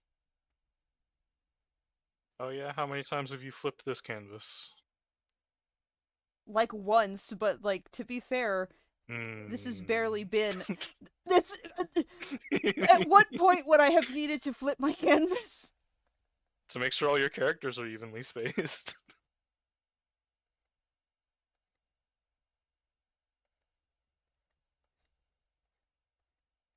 It's all about the aesthetic of the layout. You gotta make sure it's proper. Why do I keep drawing fucking Oswald like this? Because it's funny.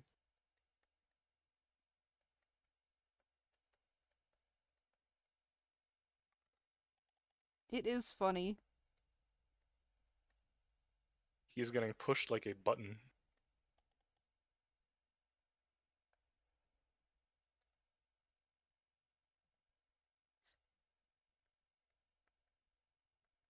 You're treating him the same way I see a lot of artists treat Pikmin.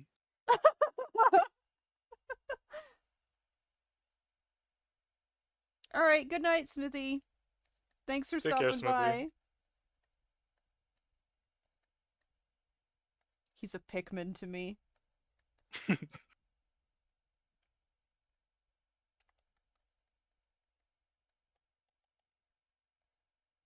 He's a what's the one? A red Pikmin? Because they have the nose. Yeah, I think so.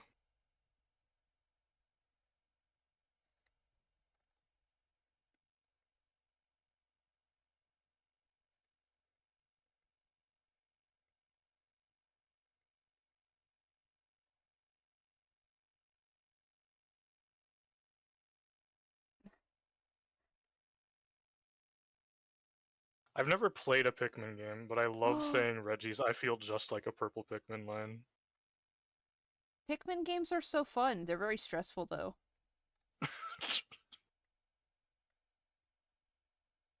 I mean, I do play a lot of games for the stress of it, I suppose. I think the stress of it for me personally comes down to the time limit because you only have 30 in-game days. Yeah.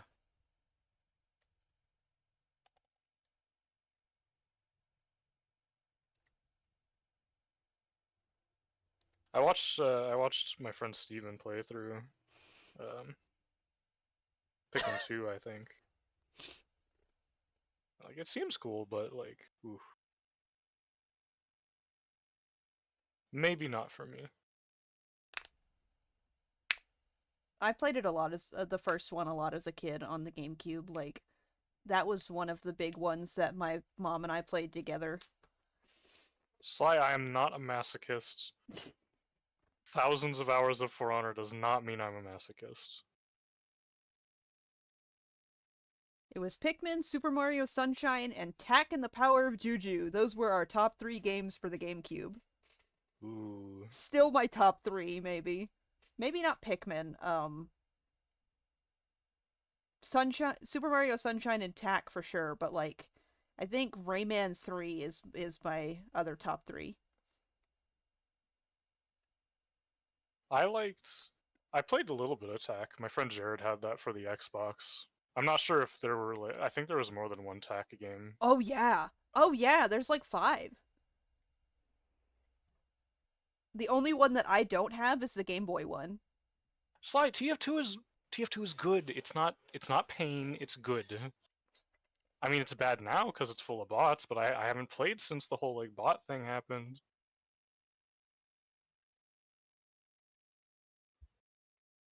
Hmm. I don't remember like anything about Tak except there was a TV show that I kind of liked, and that Jared hated Locke. Tak, I didn't like the TV show. So I grew up playing the games first, and the games came before the show. Like, Mhm. which interestingly, they wanted to make the show first, but it didn't get greenlit until like way later. Um, so the show came out like way after the games had already been out for a while. Um, and I did not like the show. Like, I don't know why. I did not like it. I was so picky. I was like, the games are better. I can't believe they made such a shit show out of such good games. Like, I was like, I'm not like that about like literally anything else. Only that was the one thing I was. Yeah, the show was totally divergent from the games.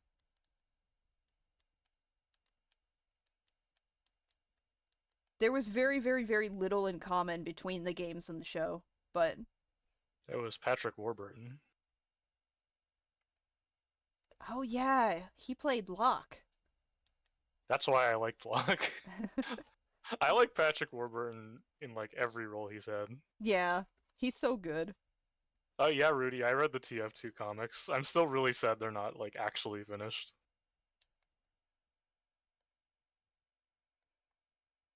TF2 comics for me are probably a greater cliffhanger than Half-Life 2 Episode 2, because I was so into Team Fortress.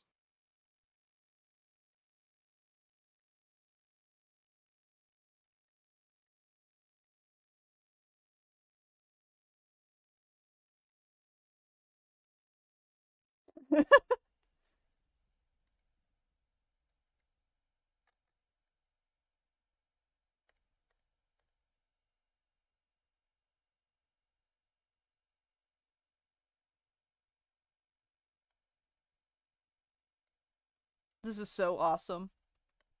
Getting absolutely nothing done on this sketch.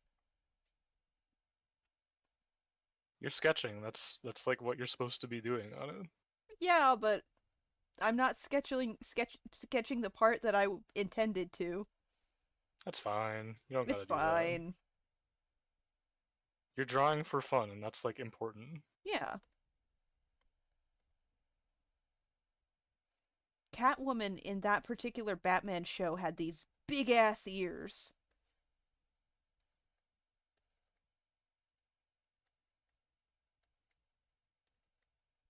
Very Rouge the Bat.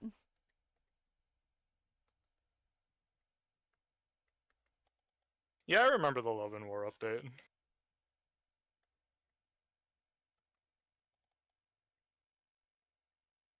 Uh,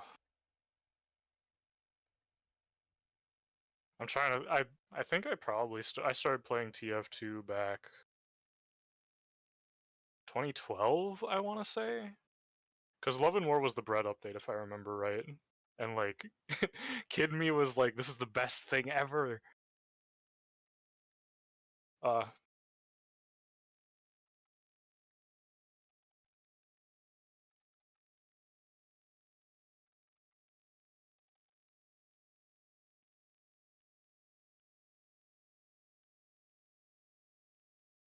Got those big ass ears! I think the last update I properly played Team Fortress 2 during was...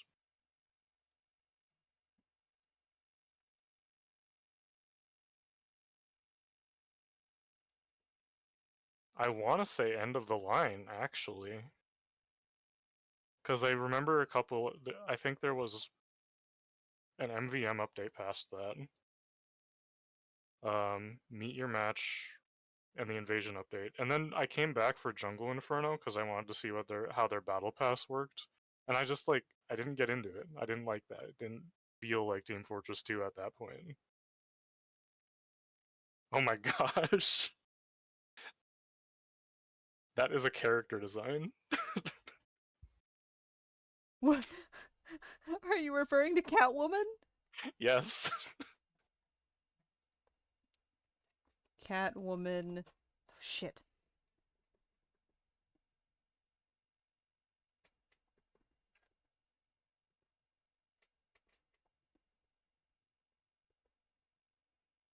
She really does have these just massive fucking ears in that show.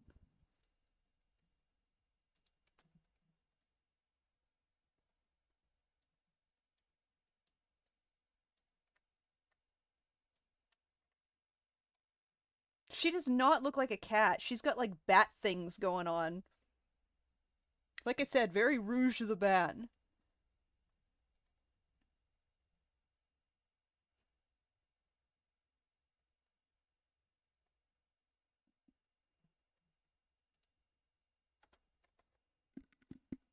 I had to let Poppy out of my room real quick. Ouch. I mean, I guess your design is not that far off, actually.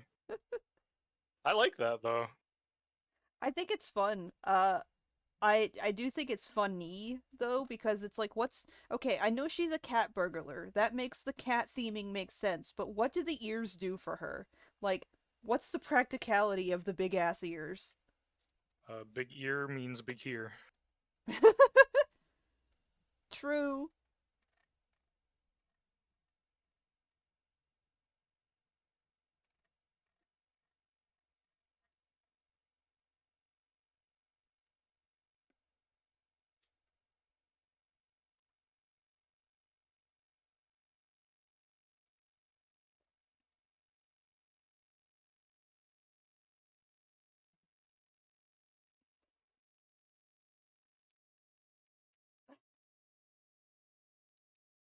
That's not a dog, that's a car engine.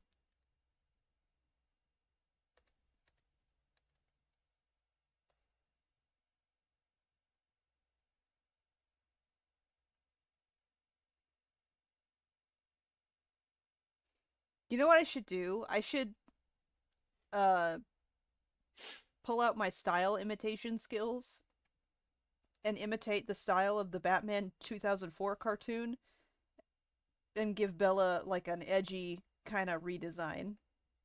Ooh, that could be cool. It could be cool.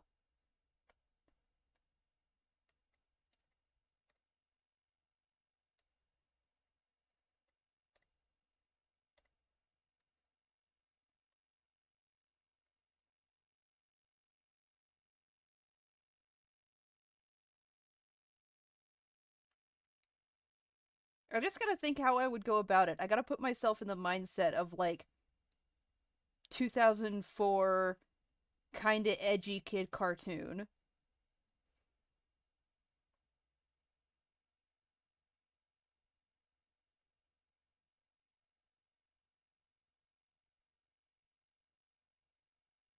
Well, of course, it's gotta be shiny in some way.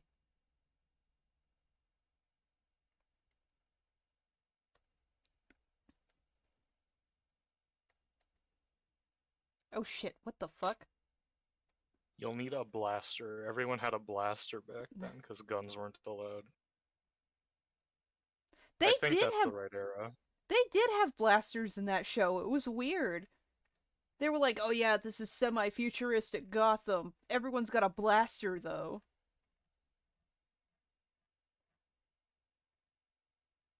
Hold on, let me Google what Harley Quinn looks like in that show.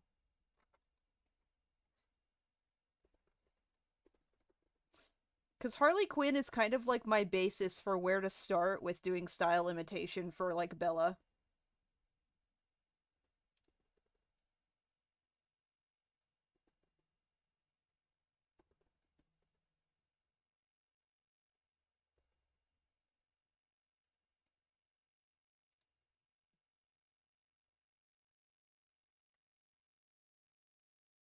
Oh, this design kind of rules, actually.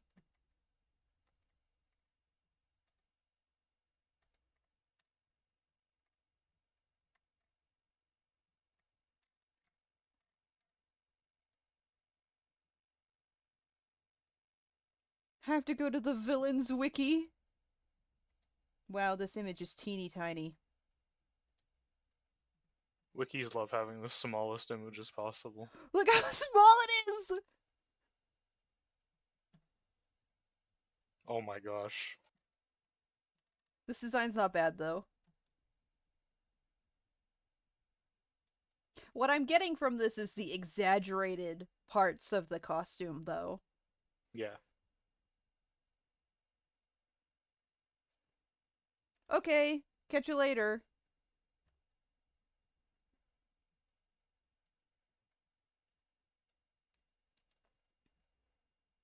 Big hat. So, like, okay, what? So clearly there's like a level of exaggeration that has to happen. So what parts of Bella's costume should I exaggerate?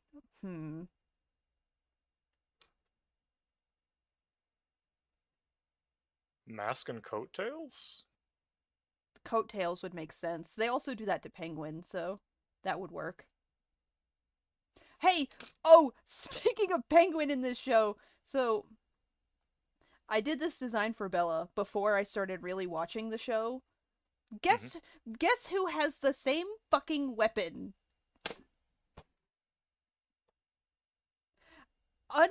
Penguin? Unintentionally, yes, Penguin has the same weapon that I gave Bella without me of knowing beforehand.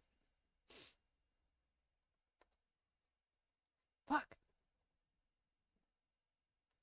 I had no idea before I fucking went and made this design.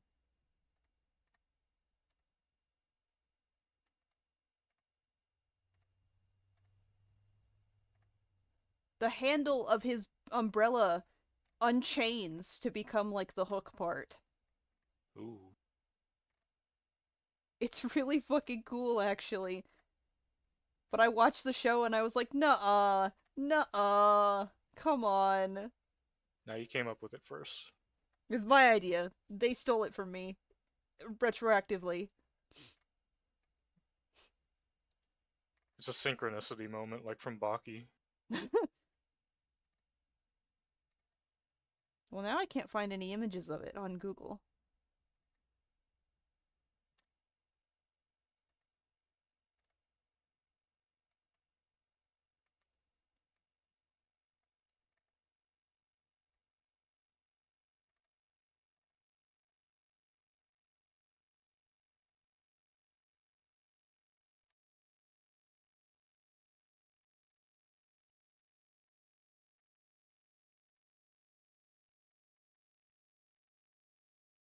I think Joe from my game group is a little unhappy with me because I've been talking way more about the game that he's thrilled about than he has. Oh no. Like I'll read through his section and message him and be like, "Hey, this is the best thing I've ever read. Why is this not standard in like every game?" Like I got through reading like how many D&D games have you played where like travel kind of doesn't matter or is boring? Plenty. This game kind of gets around it. It's mechanically interesting, at the very least, and I think it would be fun to actually like play out. Because Because the what I've noticed about travel in D&D is that it typically leans more towards, okay, we're here now, kind of things. yeah, in Break, first of all, you get like a journey map that kind of outlines of what you're trying to do, and then your DM usually would have a different map that has all the undiscovered locations on it. And the rules are way simpler than like D&D, in that like, how would I describe this?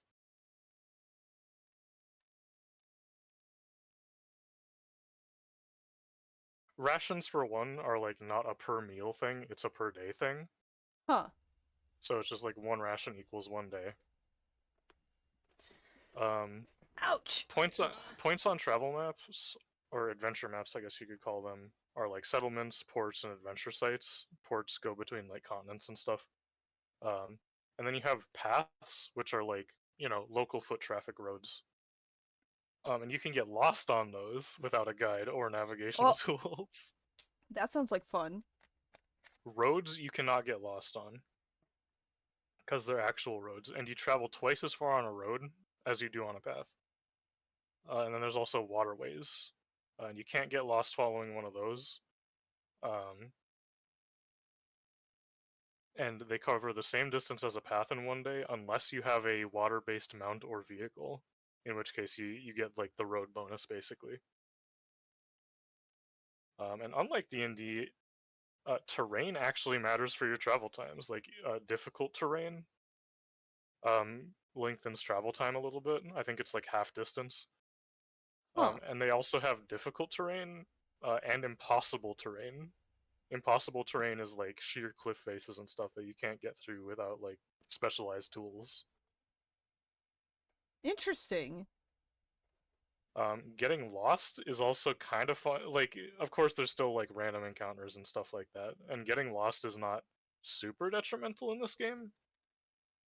If you get lost, you have to roll on a table, and the majority of it is you just like ended up a little off the path. But the other two options that you can land on are you traveled the full distance in a not wrong direction, which is not cool. But you can find like hidden adventure sites doing that. Or alternatively, you can end up circling back to your starting point, losing an entire day of travel that way. Huh. And your party actually, for both in dungeons and on the map, your party kind of has roles that they can pick from here. On the map, there's only a scout, which is usually, I guess, you take whoever's like your stealthiest or most like insightful party member, and they'd go along ahead a bit. Basically, they'd be making rolls to make sure you guys don't get ambushed or walk into anything really bad. Because the setting for Break is kind of frontierish. It's very wild.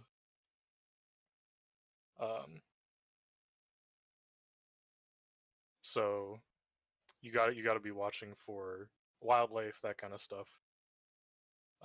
And then exploring dungeons follows similar rules, where you set up, your party has roles that they can take, going between places. You have a scout still, which is basically a room ahead, looking at things, and then your main party group take roles as vanguards, rearguards, and observers.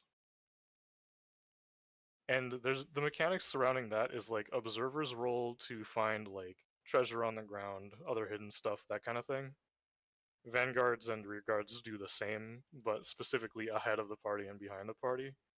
And vanguards and rearguards also, if a trap gets activated or there's some other hazard, they can just they can block the entire thing for the rest of the party, at the cost of not being able to avoid it themselves. Huh. Yeah, so like I don't know. Maybe it's a my group thing, but when Colin was running his dungeon crawl, a lot of traps were everyone has to dodge the rolling log kind of thing. But the Vanguard, if that similar thing happened, he could just like forego the roll and take the hit for the team, and I kind of like that. That's really cool. And then you've Man, got like, yeah. it just sounds interesting. It sounds like a lot of fun. Like it I sounds mean, more. I don't know. I don't know how to phrase it. I'm interested for sure. it it's interactive, and I like that, and like Hmm. the rules support it. Um, different move. You can even like pick between different ways of exploring. You have like cautious, hasty, and stealthy. Cautious means you're like taking a little longer and finding everything without having to make a roll for it, which is really nice. Hasty means you're like going through and foregoing the roll, so you might miss stuff. And then stealthy is just more focusing on avoiding encounters. Um, and on the DM side of the rules, like the DM would be rolling for like wandering encounters, guardian encounters, which are basically just wanderers are like, say you're in a bandit hideout, a wandering encounter would be like a patrol. A guardian encounter would be like the front gate guards or like the people whoever's guarding like the bandit boss's hut, that kind of thing.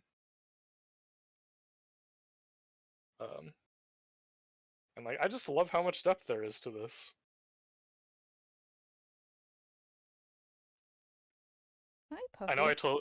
I told you a little bit about that like all-rounder class, Hmm. and I still love that one. I love the abilities that one gets to choose from. In particular, it has you can take an ability where you put metal plates. Well, first of all, you start with a giant backpack, bigger than the actual backpacks you can get from like um, the NPC shops, basically. Um, and at a higher level, you can put metal plates and spikes on it to wield it as a mighty weapon. Oh, that rules. I love that, especially because mighty weapons are not actually a weapon class they have access to. They have access to simple weapons, concealed weapons, and oddly enough, lashing weapons like whips and stuff. Which I had to make a comment to Joe about that because I was like, a lot of like I think it's really interesting that the all rounder normal person class has access to this weapon type because almost every other game gives like whips and stuff to like the dexterity class, the rogue or whatever. Right. But this game seems to remember that whips are a tool for controlling animals, which is really cool. So the people who would like normally be doing like have access to a whip would be anyone working like on a farm or being a carriage driver, that kind of thing. Granted, lashing weapons cover way more things like uh Bella's weapon here would be considered a whip. Or at least half of it would. His weapon would be considered a combo weapon actually, probably a concealed plus lashing weapon because the blade's kind of small. That'd be interesting to actually like put together. That's the neat part about this game. You can just make a combo weapon if you want. If you can like come up with a feasible way to combine two weapon types, you can pretty much do it. And this, even that rule, like I thought it was just kind of a, oh, you can do this for fun and cool factor, but no, it's actually like supported through the rules in that like the champion who is like the big melee fighter, uh, calling, he gets a bonus. At some point, you can pick a favored weapon, and if you're using that, you get a bonus to attack rolls with it. And later on, you can select a second favored weapon. And if you have a combo weapon that has both of those, you actually do get twice the bonus. Which, like, I feel like a lot of tabletops would be afraid to give a player that big of a bonus. And I think that's kind of nice that it's supported that way. Man, this makes me And, want to play. I mean, if we ever find the time, I will definitely run it. I just have to actually finish the book. Oh, the champion also, they have a dungeon meshy ability. What? They have an ability where, um, upon defeating quote unquote edible monsters, they can butcher the monsters for like rations. Oh, that rules! More stuff needs that. For real. Like the reason I call it a dungeon meshy thing is because it does lean a little bit into the uniqueness of monsters, and that you can harvest one part that you can use for like something later Huh. beyond just like normal rations.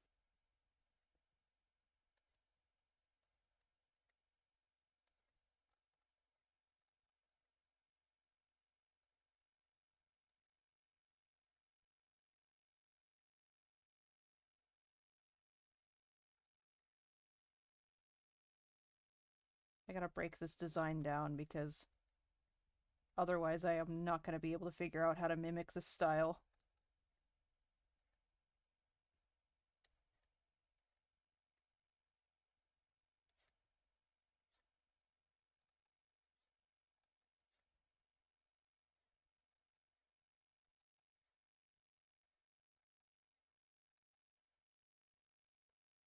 Hold on, I'm gonna Google something. Okay.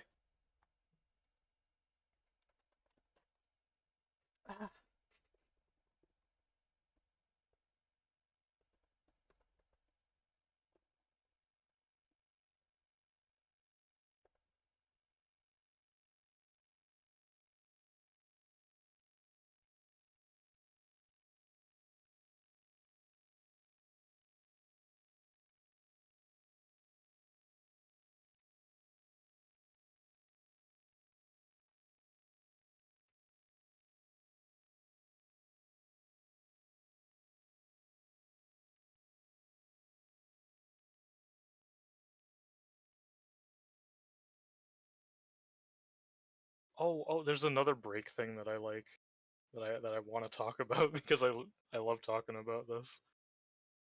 Um, so there's like three martial classes basically. Um, one that's like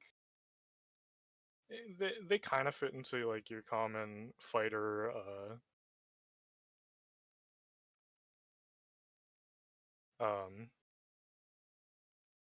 What am I trying to say here? Fighter, rogue, and ranger archetypes.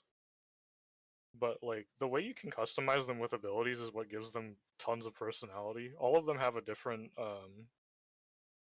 ability you can take that gives them a different like it changes their unarmed damage to be equivalent to one of the other weapon types.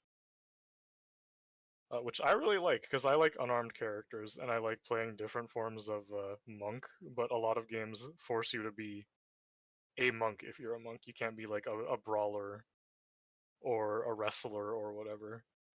But this game having that lets you really lean into that. It's cool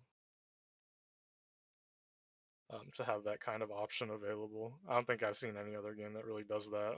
It seems like this just allows for a lot of like player customization in general. Like, if you want to, you can do something feasibly. Pretty much, like even the gear system is very customizable. Rather than like having to worry about weight and stuff, it's a inventory slot system. But when it comes to like your weapons and armor, all of them can be like customized.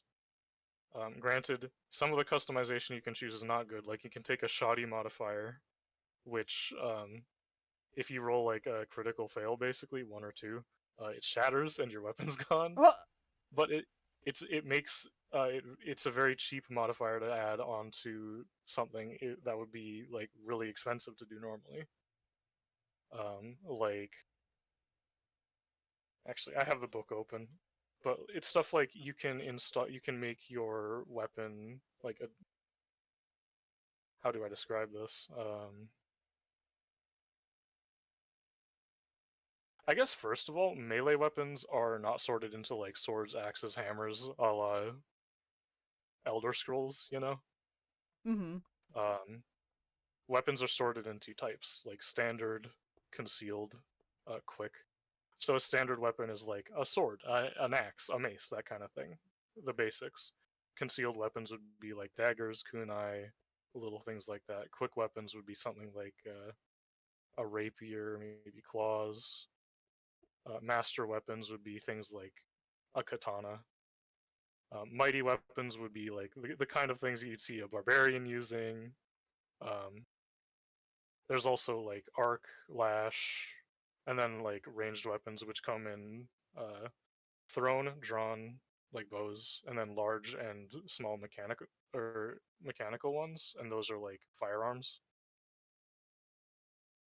So all damage, like no matter what type of weapon it is, all the damage and mechanical stuff is sorted into those categories, Huh. which I think is really good for simplifying stuff. Like, sure, a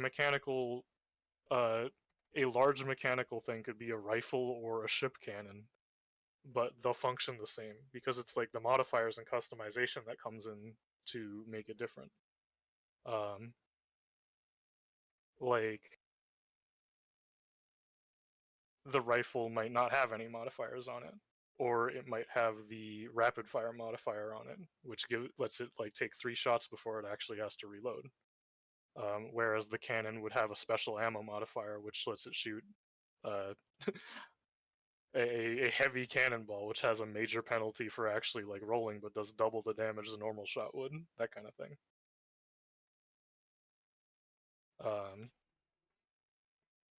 And then like all of these things that you can customize your game with, your weapons and armor and shields with, have like a gold value that you have to pay to do that, and you have to find a smith who can do it. Ooh. But it's also good flavoring for like things you find out in the world. Like a goblin, if you like, I don't know, wrestle their weapon away from them, it could be like uh, a bunch of scrap metal stapled together. So it would be a standard weapon with a dangerous and shoddy modifier on it. The shoddy modifier making it fall apart, like I said before, and the dangerous modifier letting it do extra damage. But it's also unsafe for anyone to use. So if you get that low roll, you'll actually hurt yourself. That kind of stuff. Wow, that's really Um, interesting. it's really cool because it's customization not just for the player, it's customization for the DM too. Like if I were to set something in like let's say like an Asian themed place, I could make those like cane swords that like Ronin had. That would be like a master weapon plus a disguised modifier, that kind of thing. One of the examples they have in the book for ways you can put this together is a spade blade, which is just Shovel Knight's weapon. And it's a mighty weapon plus a utility modifier, which lets you also use it as a tool.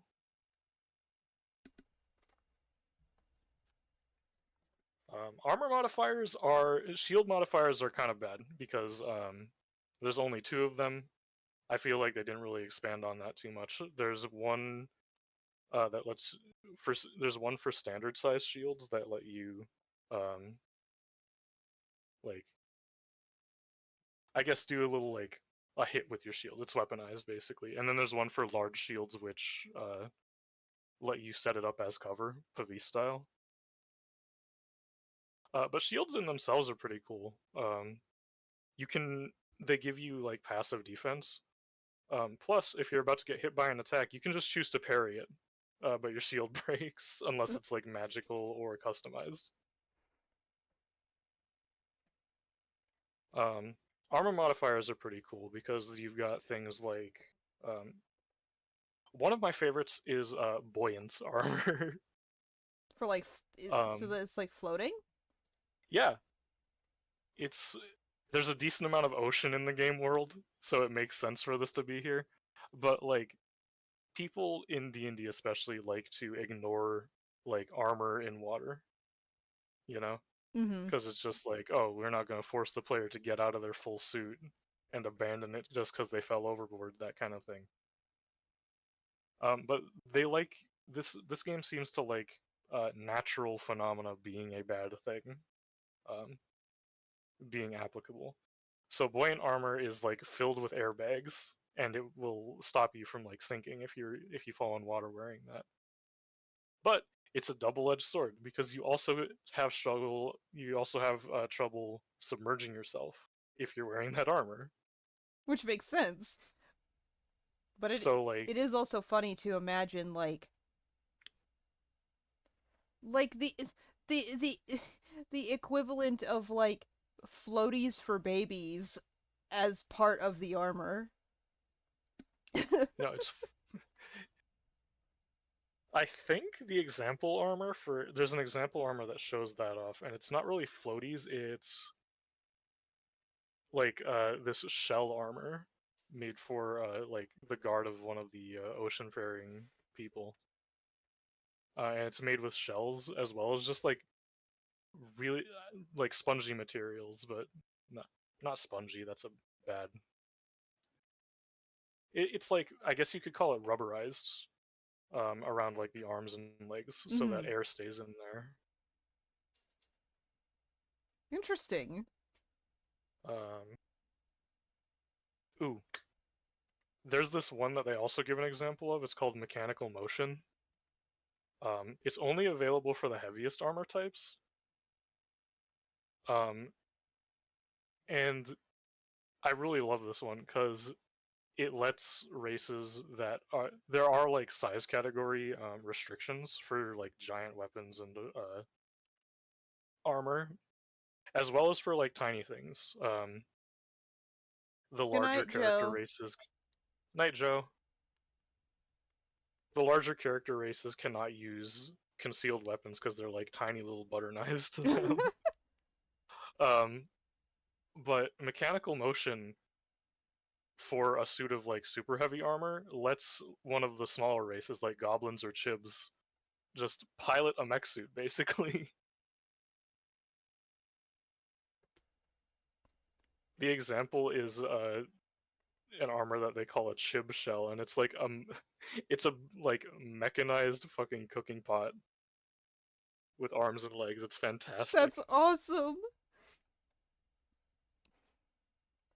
Like, I want to talk to the people behind this game. They're so. Ooh, another thing. While we're on the topic of armor, outfits are a thing in this game. Ooh. You know, like in New Vegas, there's like legitimate rules for that kind of thing, as well as like actual like clothing benefits.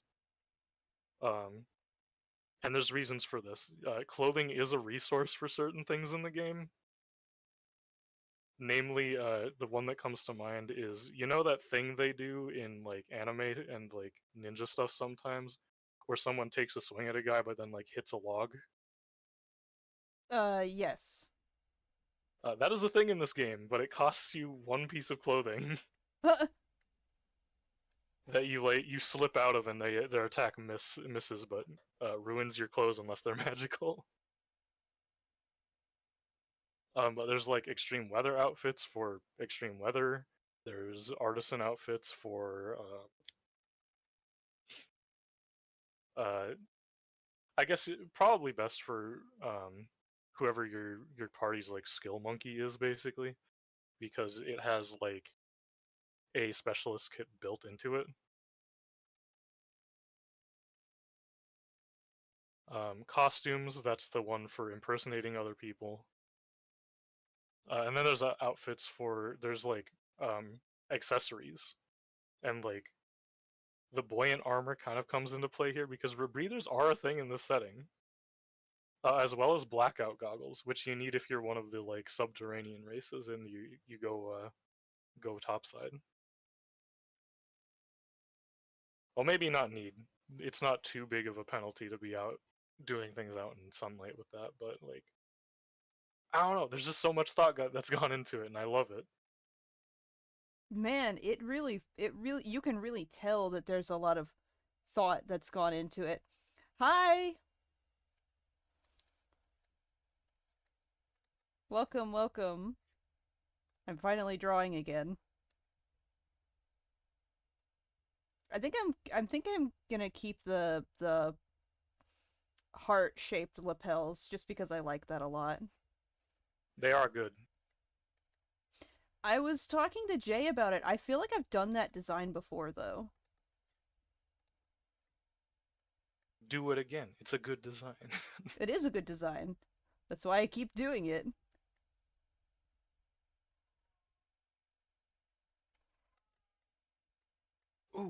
Actually, I've got one more thing I want to gush about for for break, I think. Oh? You know how I said one of the human races in that game are people that got isekai'd into the game world? Mm-hmm. There are rules regarding items from the modern day. Like, you can end up, if you play one of them, you get to pick one of these and start with it, I think. And the options include a, like, modern day pistol, which is unique in that, like, it can hold 10 bullets before needing a reload. Hmm. But you can't craft bullets unless you find someone that's, like, a really specialized gadgeteer. And you know how to make bullets, basically. You can your isekai character can have a Game Boy, Huh! complete with the in-game equivalent of Final Fantasy, which also functions as a guide for the game world. That's really interesting. I do love that. You can also end up with like laptops, tablets, that kind of thing. And the like latent magic just within the game world keeps these things powered indefinitely, so you can just use them at like whenever you want. Man, I've never thought about that before of like latent magic powering regular electronics. Like I said, they thought about like everything. I like that. I like that a lot.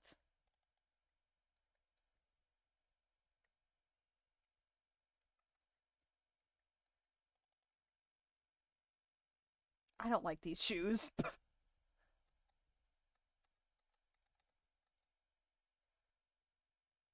Why'd you give him the one to buckle my shoes? I thought they looked cute. And then I you thought they were realized, cute. Well, they're and cute they in were the not normal cute. design, but I'm trying to stylize them and they're not. They're not cute stylized. Okay, that's fair. Well, you know what? They could Yeah. be cute stylized. Make them really giant, like that guy standing in the marketplace from that one meme. Have you seen that? I don't think I have. Let's see here.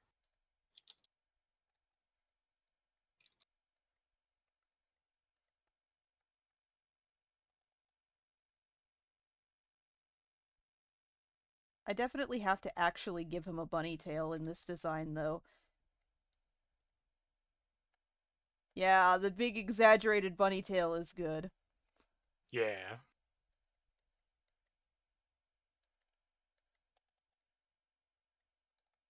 I found it. It's in the group chat. Let me see this.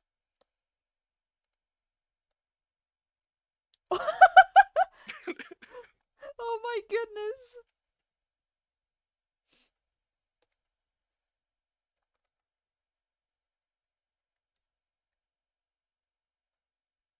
Um. Oh goodness. I don't like the way the lapels look. I'm gonna fix those. Oh, I'm getting that lag again. Uh-oh. Uh-oh. Let's not do that, please.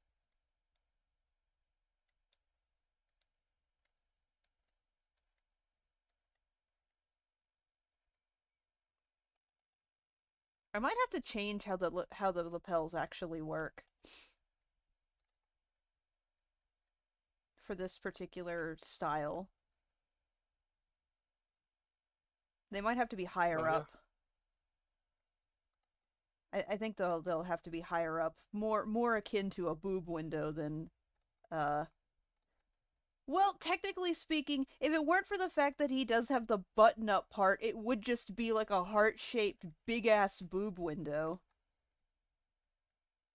Kinda.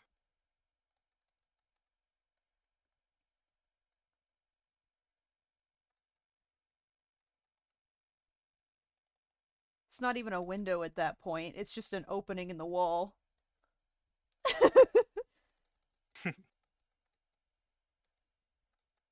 to center it more, I think.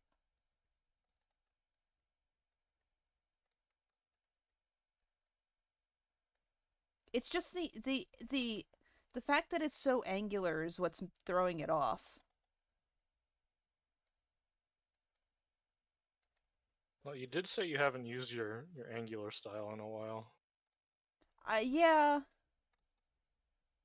But the thing about my angular style is that it was way more angular than this, and so I made everything angular.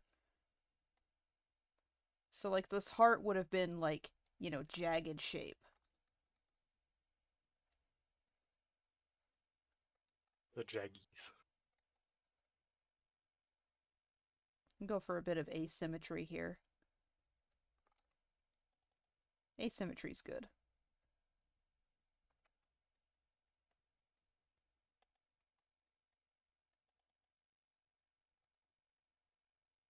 Oh, no, wait a second. That lag is not good. With your drawing program? Yeah. It's bugging me. Oh. Yeah, I'll give it a second. I'll get a drink while I'm waiting.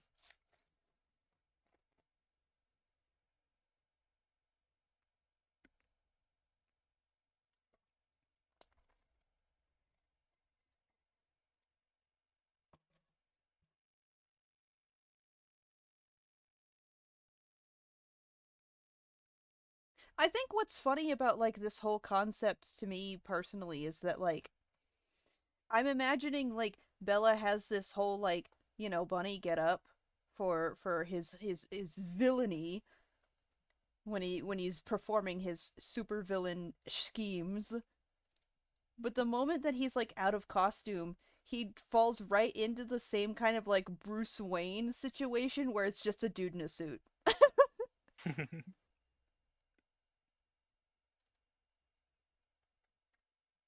I mean, I think that's a fun dynamic. Like it's this without the wings.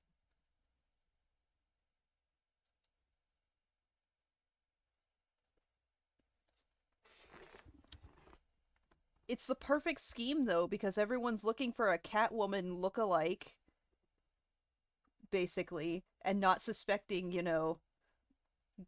Gotham's finest confirmed bachelor.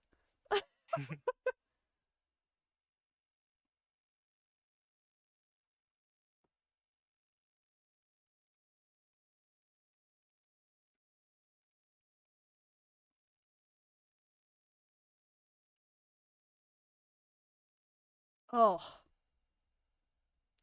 if Bella were in the Batman animated series, the older cartoon, uh they absolutely would have referred to him as a fucking confirmed bachelor. That feels very much something they would have done. Hmm. I personally like that term because I think it's funny, but I know they wouldn't have been funny about it. Aw.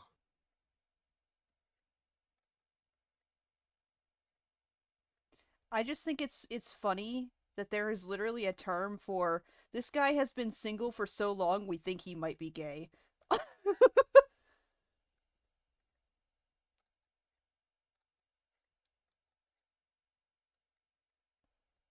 My family has literally said something similar to me.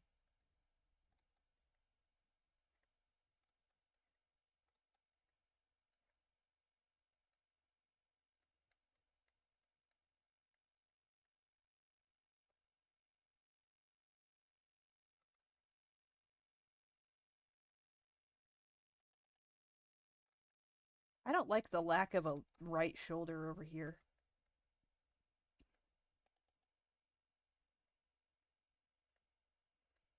It's throwing off my vibes.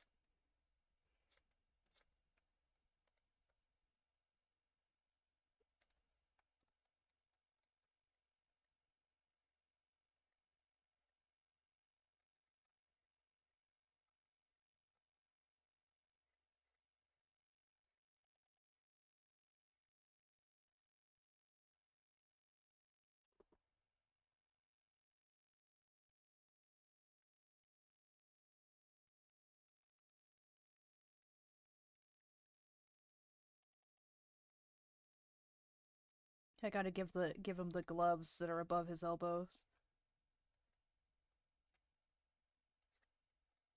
He does very much evoke the vibes of like a stage magician and Mhm. also a Playboy bunny, but that's kind of intentional.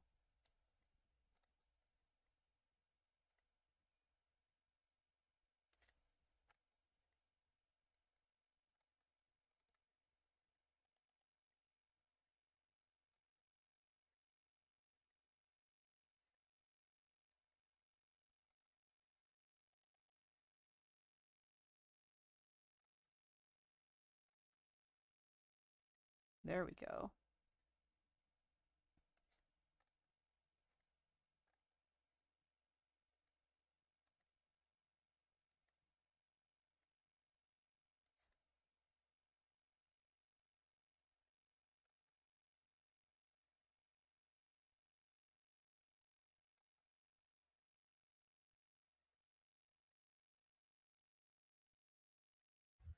I do think the vague Playboy bunny part of the aesthetic is funny though. I think it looks good. It definitely works with the character. Hey, here's a fun fact. I own a Playboy bunny mug that was an exclusive item given to like the original members of the club like back in the day. It Ooh, has a name on it and everything on the bottom. that's pretty cool. The only thing is the bottom of it, so it has a name on it on the bottom, but the bottom is cracked so it can't hold water or it can't hold any Aw. liquids. Like it just drains straight out the bottom and I'm so sad about that because if it weren't cracked, I would use it for everything. Repair it. I'm not quite sure how. Is it glass? Yes. Bring it to your local glass blower. My concern would be that that in repairing it, it would get rid of the name on the bottom. Ah, that's fair.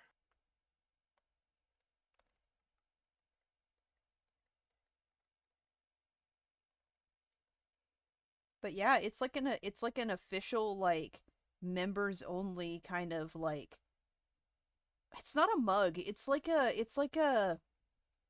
you put beer in it. You know Oh, what a I mean? Stein? Yeah. It's got the logo engraved on it and everything. It's so fucking cool. I inherited it from a grandfather who passed this last year. A great grandfather.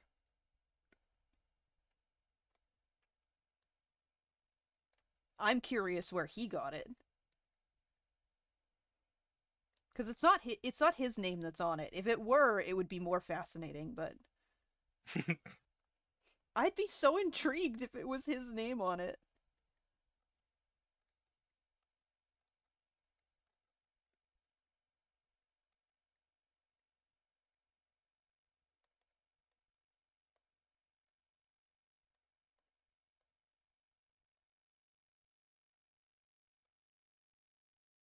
Oh, what parts of the costume could I exaggerate a little more? We've got a couple uh cool cups around here, I guess. One we have like an official A&W mug. Ooh, Not sure if you've ever been to an A&W place, but they are also eateries. They do not just make root beer. I did not know that. Um, yeah, we've got I think one of their last drive-ins up here, and that's a pretty cool place. Um, but we have an official mug, probably stolen from the eatery or one of the eateries that we got from the Mug used shop moment. at some point. It's not a mug moment since it's A&W. um, but that's Connor really likes that one. It's great for putting like in the freezer. Uh, because then it gets cold and chills anything that you put in that. And then Mom has a small collection of the Disney cups that no one's sure if Ooh. they have lead in them or not. The ones that are decorated with like fun Disney facts and little illustrations, that kind of stuff.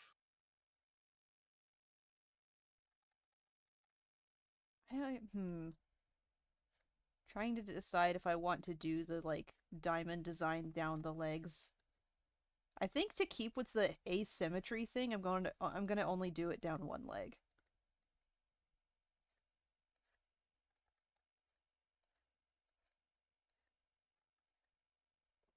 You've got 4 suits to choose from. You can change it up even.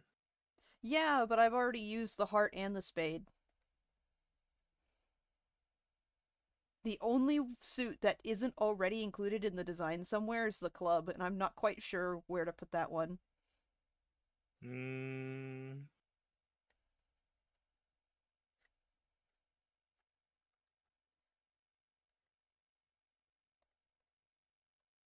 I was gonna say something very out of pocket.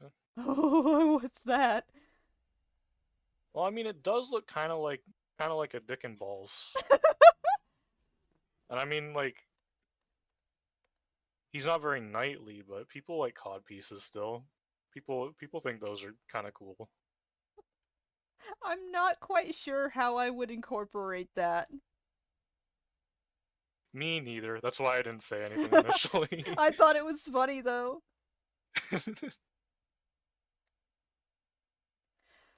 I guess what I could do is instead of just regular round buttons, well, let me fix this first.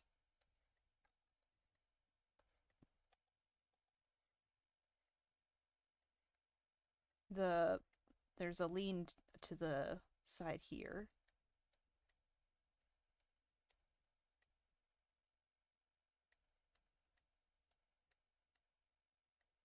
Something like that.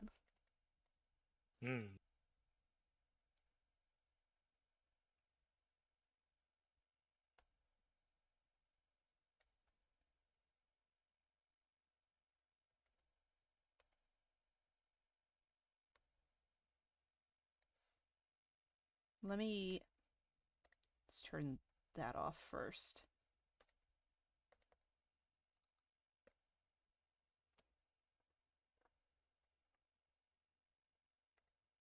Oh shit.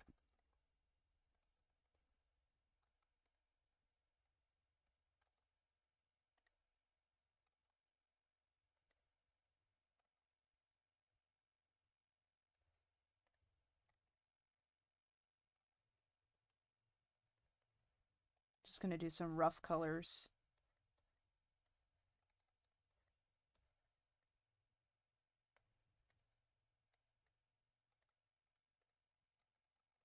There is an episode of this cartoon where Joker turns people into giant playing cards.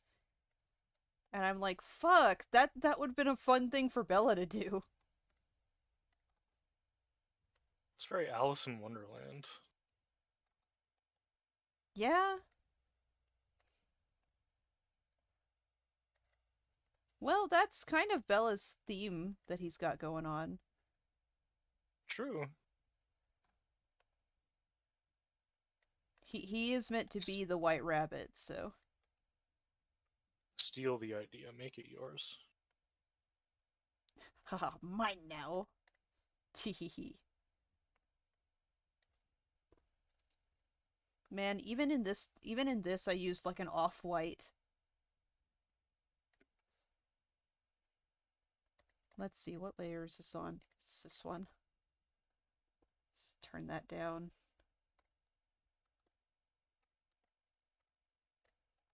Shit. I can't stand not using a color that isn't, I can't stand using stark white. It's so difficult.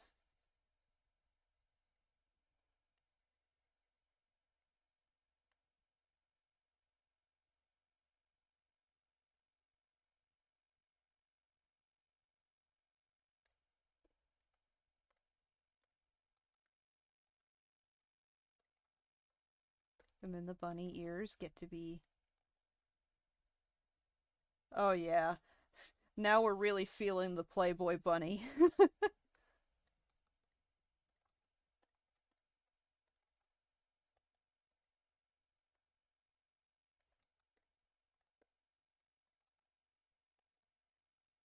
It's this weird white outline.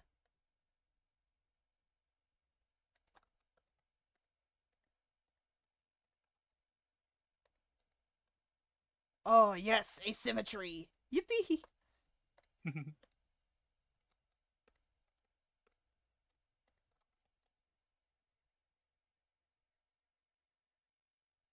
Asymmetry is just really, really good when done well. Hmm.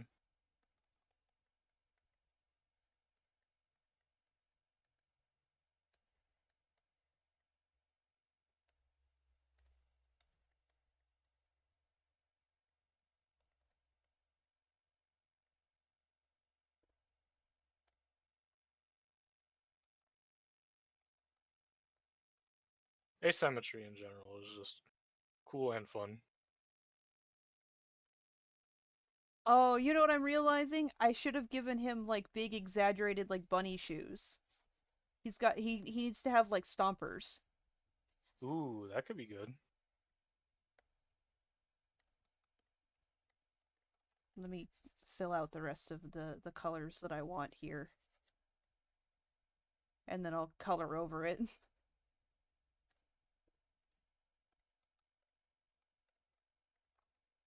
Shit.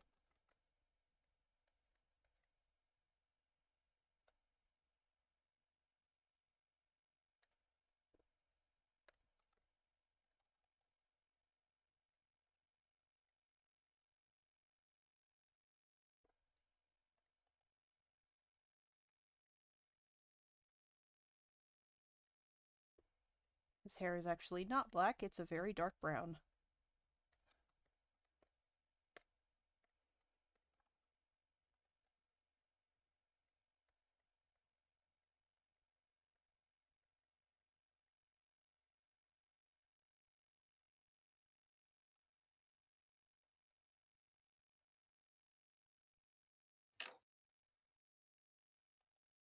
The show has a thing going on where they have like that kind of highlight going on.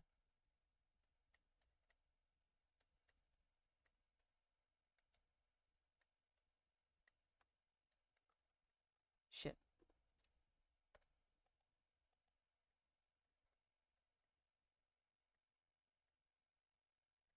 Yeah, it's something like that.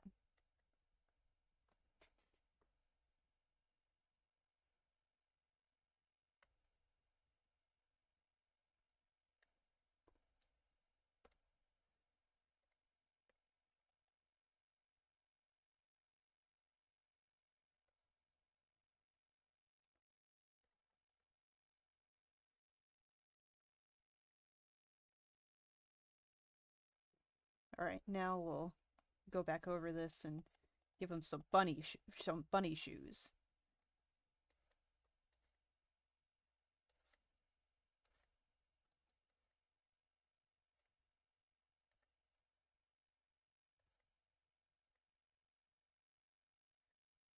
Gotta have like a paw thing going on.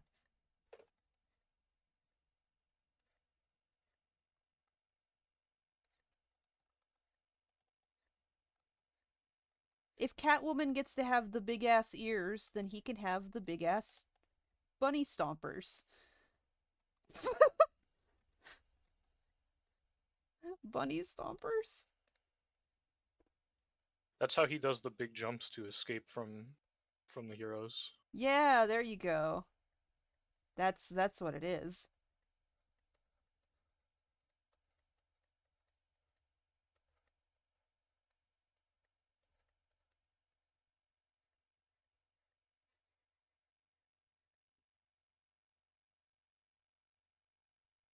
They are also Or he good could luck. or he could be legitimately Anthro. He could. Man Because Bat like mutants are a exists. cool thing, yeah. Man-Bat exists, so, you know, he does have the bunny tail. That would be funny. They would be I'm just trying to picture him like hiding these traits though when he's going about normal society.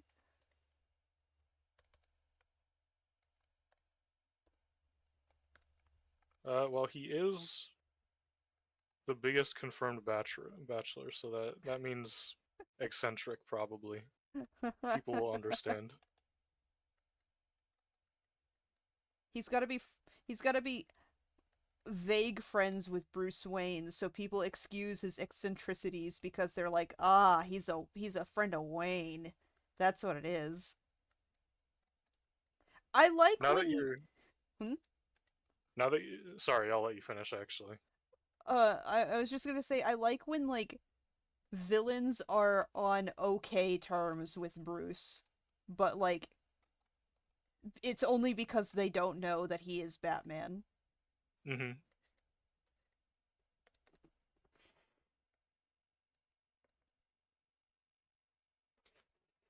But now that you reminded me that Man-Bat is a thing, derogatory name heroes could call um,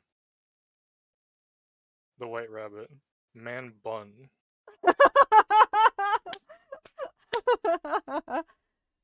Oh my goodness. Yeah, that's good. Like his hair is not even a man bun, but that is an insult they could throw around. All right. What we've got to do is we've got to take this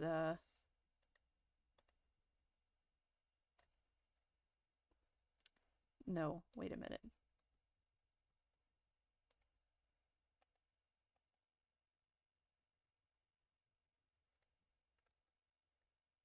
Shit, I'm having lag again. No! Not while I'm trying to do the shiny thing that they do in this show with the Oh, come on. Are man buns still a thing people hate? Um, I don't know. I don't know if they hate them. I know they're still around, obviously, but Well, there was like a period of time. I want to say that's the same time like mustaches on the internet were like the super popular thing. Where like man buns were a signifier of like hipster culture, and people yeah. were like, "Oh, geez, you're super lame if you have that." I never understood that, but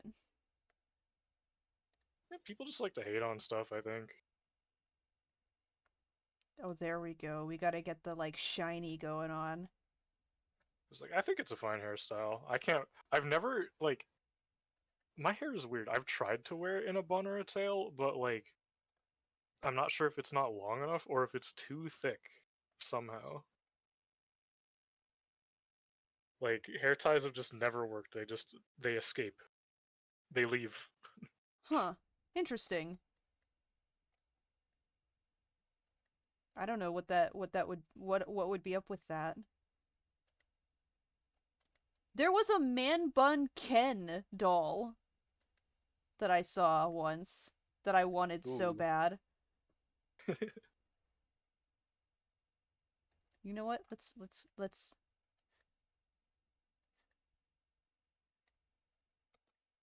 Let's even do the button up. Why not?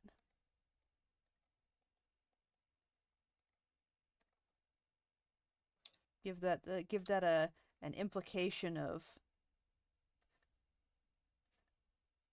shiny.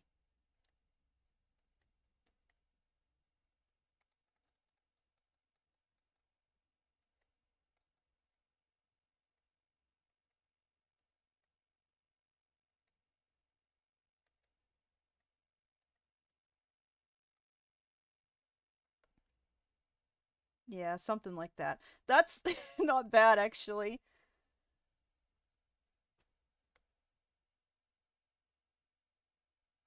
I think it looks good. Gotta make the no, not that. Because this show has like the stark dark colors.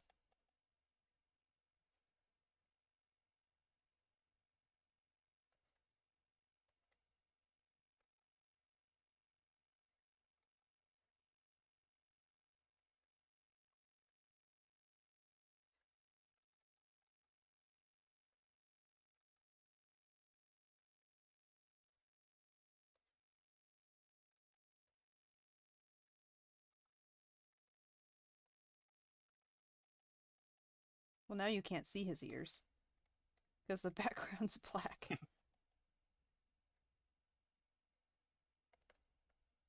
Invisified.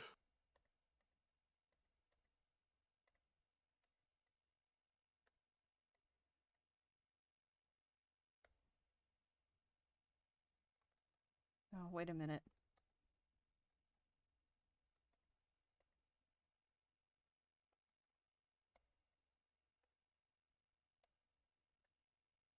Yeah, there we go. And we can just take this and give it like a dark red outline, just so we can see details.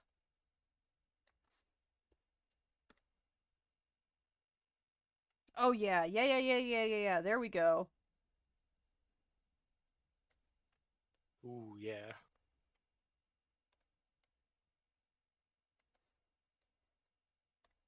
That's not bad. That's not bad. I think it's really solid, honestly.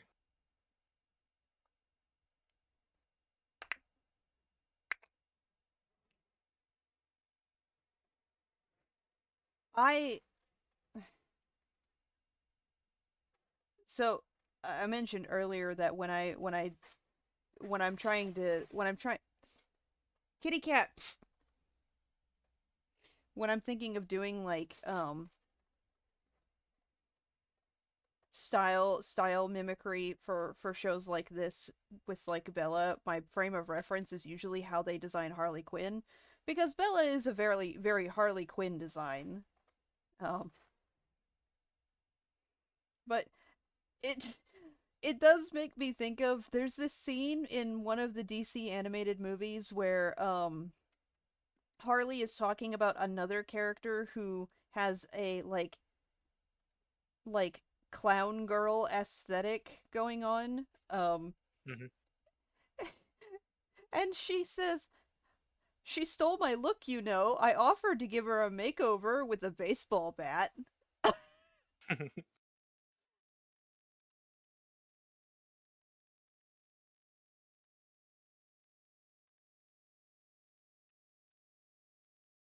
Awesome.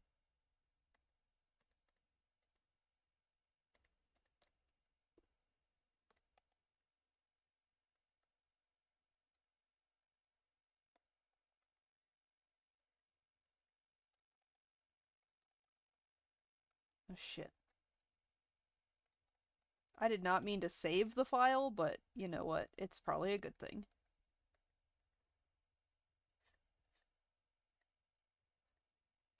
I'm so If you bad. don't save it, it'll get lost. Yeah, I'm so bad about not saving my files that I was looking through my files a day or so ago and came across one that said, "Please save this." Like that was the name of the file. It was one of my huge paintings I did too. So I like immediately understood why I named it that.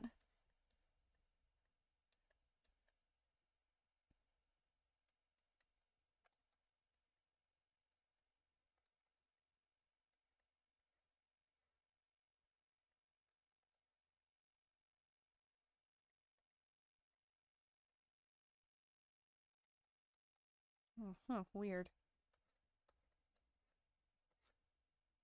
Oh, that painting was so hard to save. My computer struggled to save it.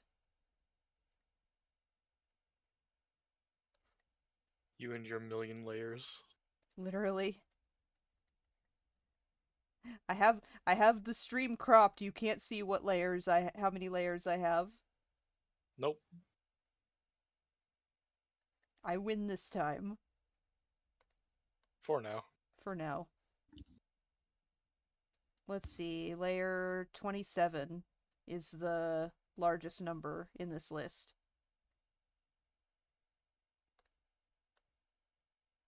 And this is a new file from the one you did all the little doodles on, right? No, this is the same file that I've been drawing all my Bella and Oswald stuff on. It's got like literally everything. Oh, it's also got Ferrith on there apparently.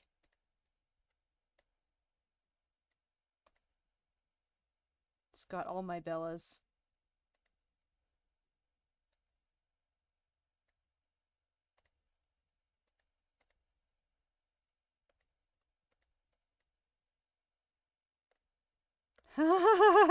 Wow, what a mess.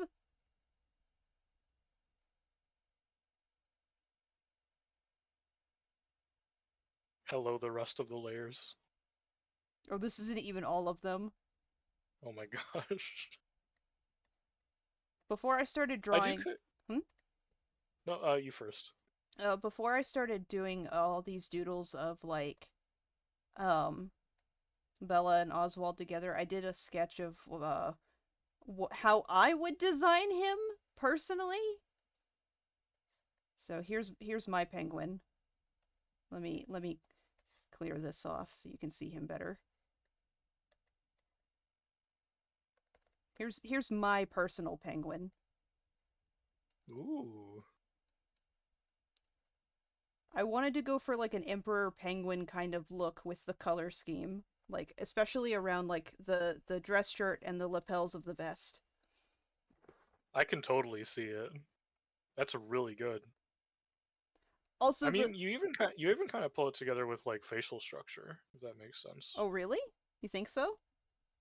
Well, yeah, because like the hair is slicked back, so it looks a bit like you know how an emperor penguin's like Mm-hmm. you know the back of their head goes, and then the larger nose also kind of you know it doesn't stick out like the beak, but it's like it has I the verticality if it makes sense. Yeah, well,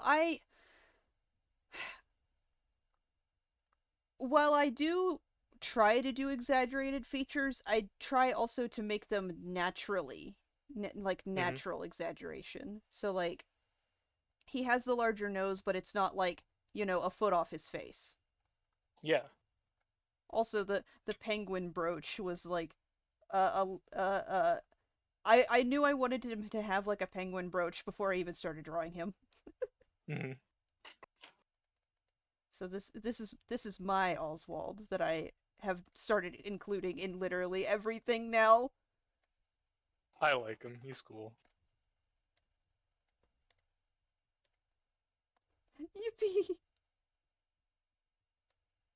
I kind of like I know I gave you a little I harshed your mellow a little on your file system, but um putting it like drawing a bunch of similar subject stuff in one file is actually kind of cool. I think that's a smart way to like do things in a You, way. you didn't harsh my mellow. I I No, I just was teasing. I I was love my being mean. layers. I honestly I use a lot of layers to make sure I'm structuring things the way I want to. So like if I don't like the way an arm is drawn, I will make a new layer to redraw it and then adjust as needed so that I don't have to like redo a whole drawing. Hmm. I'll do the same if I'm struggling with like a part, but then I'll usually merge my layers once I have it in position.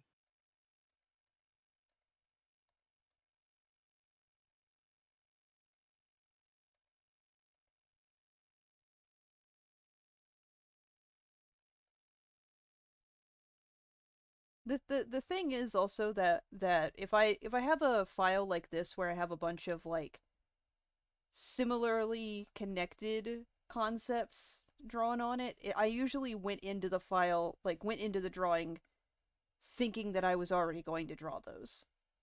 Yeah. Unless it's something that like they're connected concepts, but I drew them on two different like files, I'll usually merge them into one file. So like I'll copy every layer from one file and then paste it into the other and then just move it around where I want it. Yeah.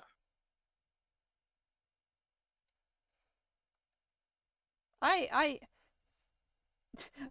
I'm so disjointed with the way I draw, but it works.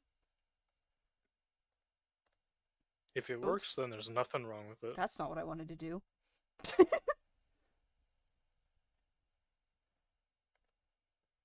I'm gonna crop this just to...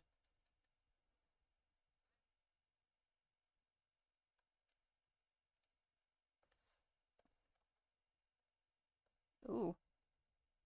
Oh, that was way too high res. You don't need to be seeing my skin that close.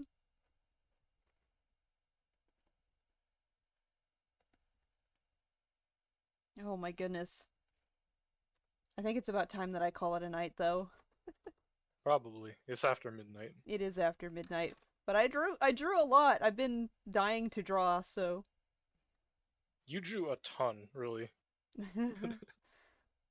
I'm very happy about it. I have been itching to draw so bad. It's been frustrating not having the time or energy to draw. Mm-hmm. But you found some time and energy for it, and despite how bad things started out, you did good. Yeah. I'm gonna move some things around real quick. Let's turn this up to 50.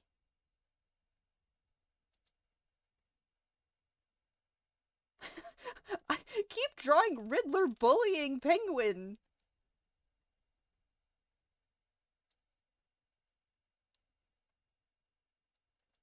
It's fair tall people be like that.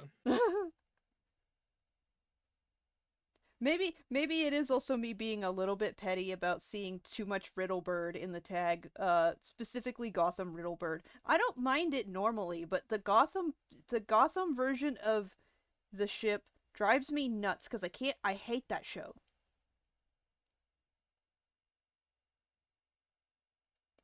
It's it's just a shitty cop show. But it's got Batman in it. Barely, he's like 10. Never mind then. Not enough. The show it's supposed to take place like 20 years before Bruce becomes Batman or something like that. And it's supposed to focus on like Jim Gordon, like Commissioner Gordon before he became the commissioner, trying to solve the Wayne murder. So like the whole show is just like him being a cop. And sometimes Penguin is there, sometimes Riddler is there. It's I don't like it. It's not interesting.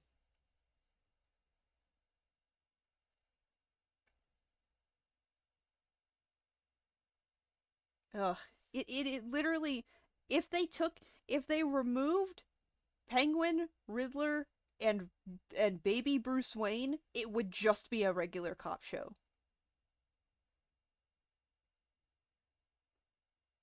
He's not even Fumbled. he's not even Riddler yet. He's just Edward.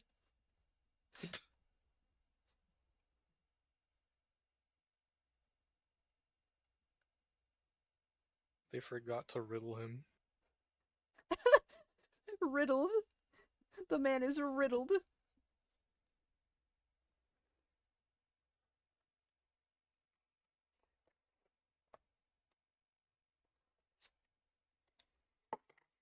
Stack of cash on my desk and it's all ones.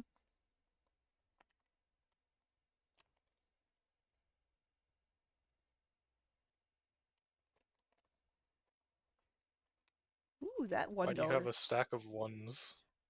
Because I was cleaning out my wallet because if I have too much cash in my wallet, and by too much I mean like more than 5 bills, I can't close my wallet.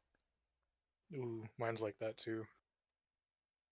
And so like I had to clear out all of the ones from my wallet and now I just have a stack of them on my desk because I keep putting them there. There's Be more. careful, or you're gonna end up with a salad on the floor situation. No. I still need to make an edit of that because that was funny. I have that scene, I have that moment from that stream downloaded. It was very funny. It was absolutely hilarious.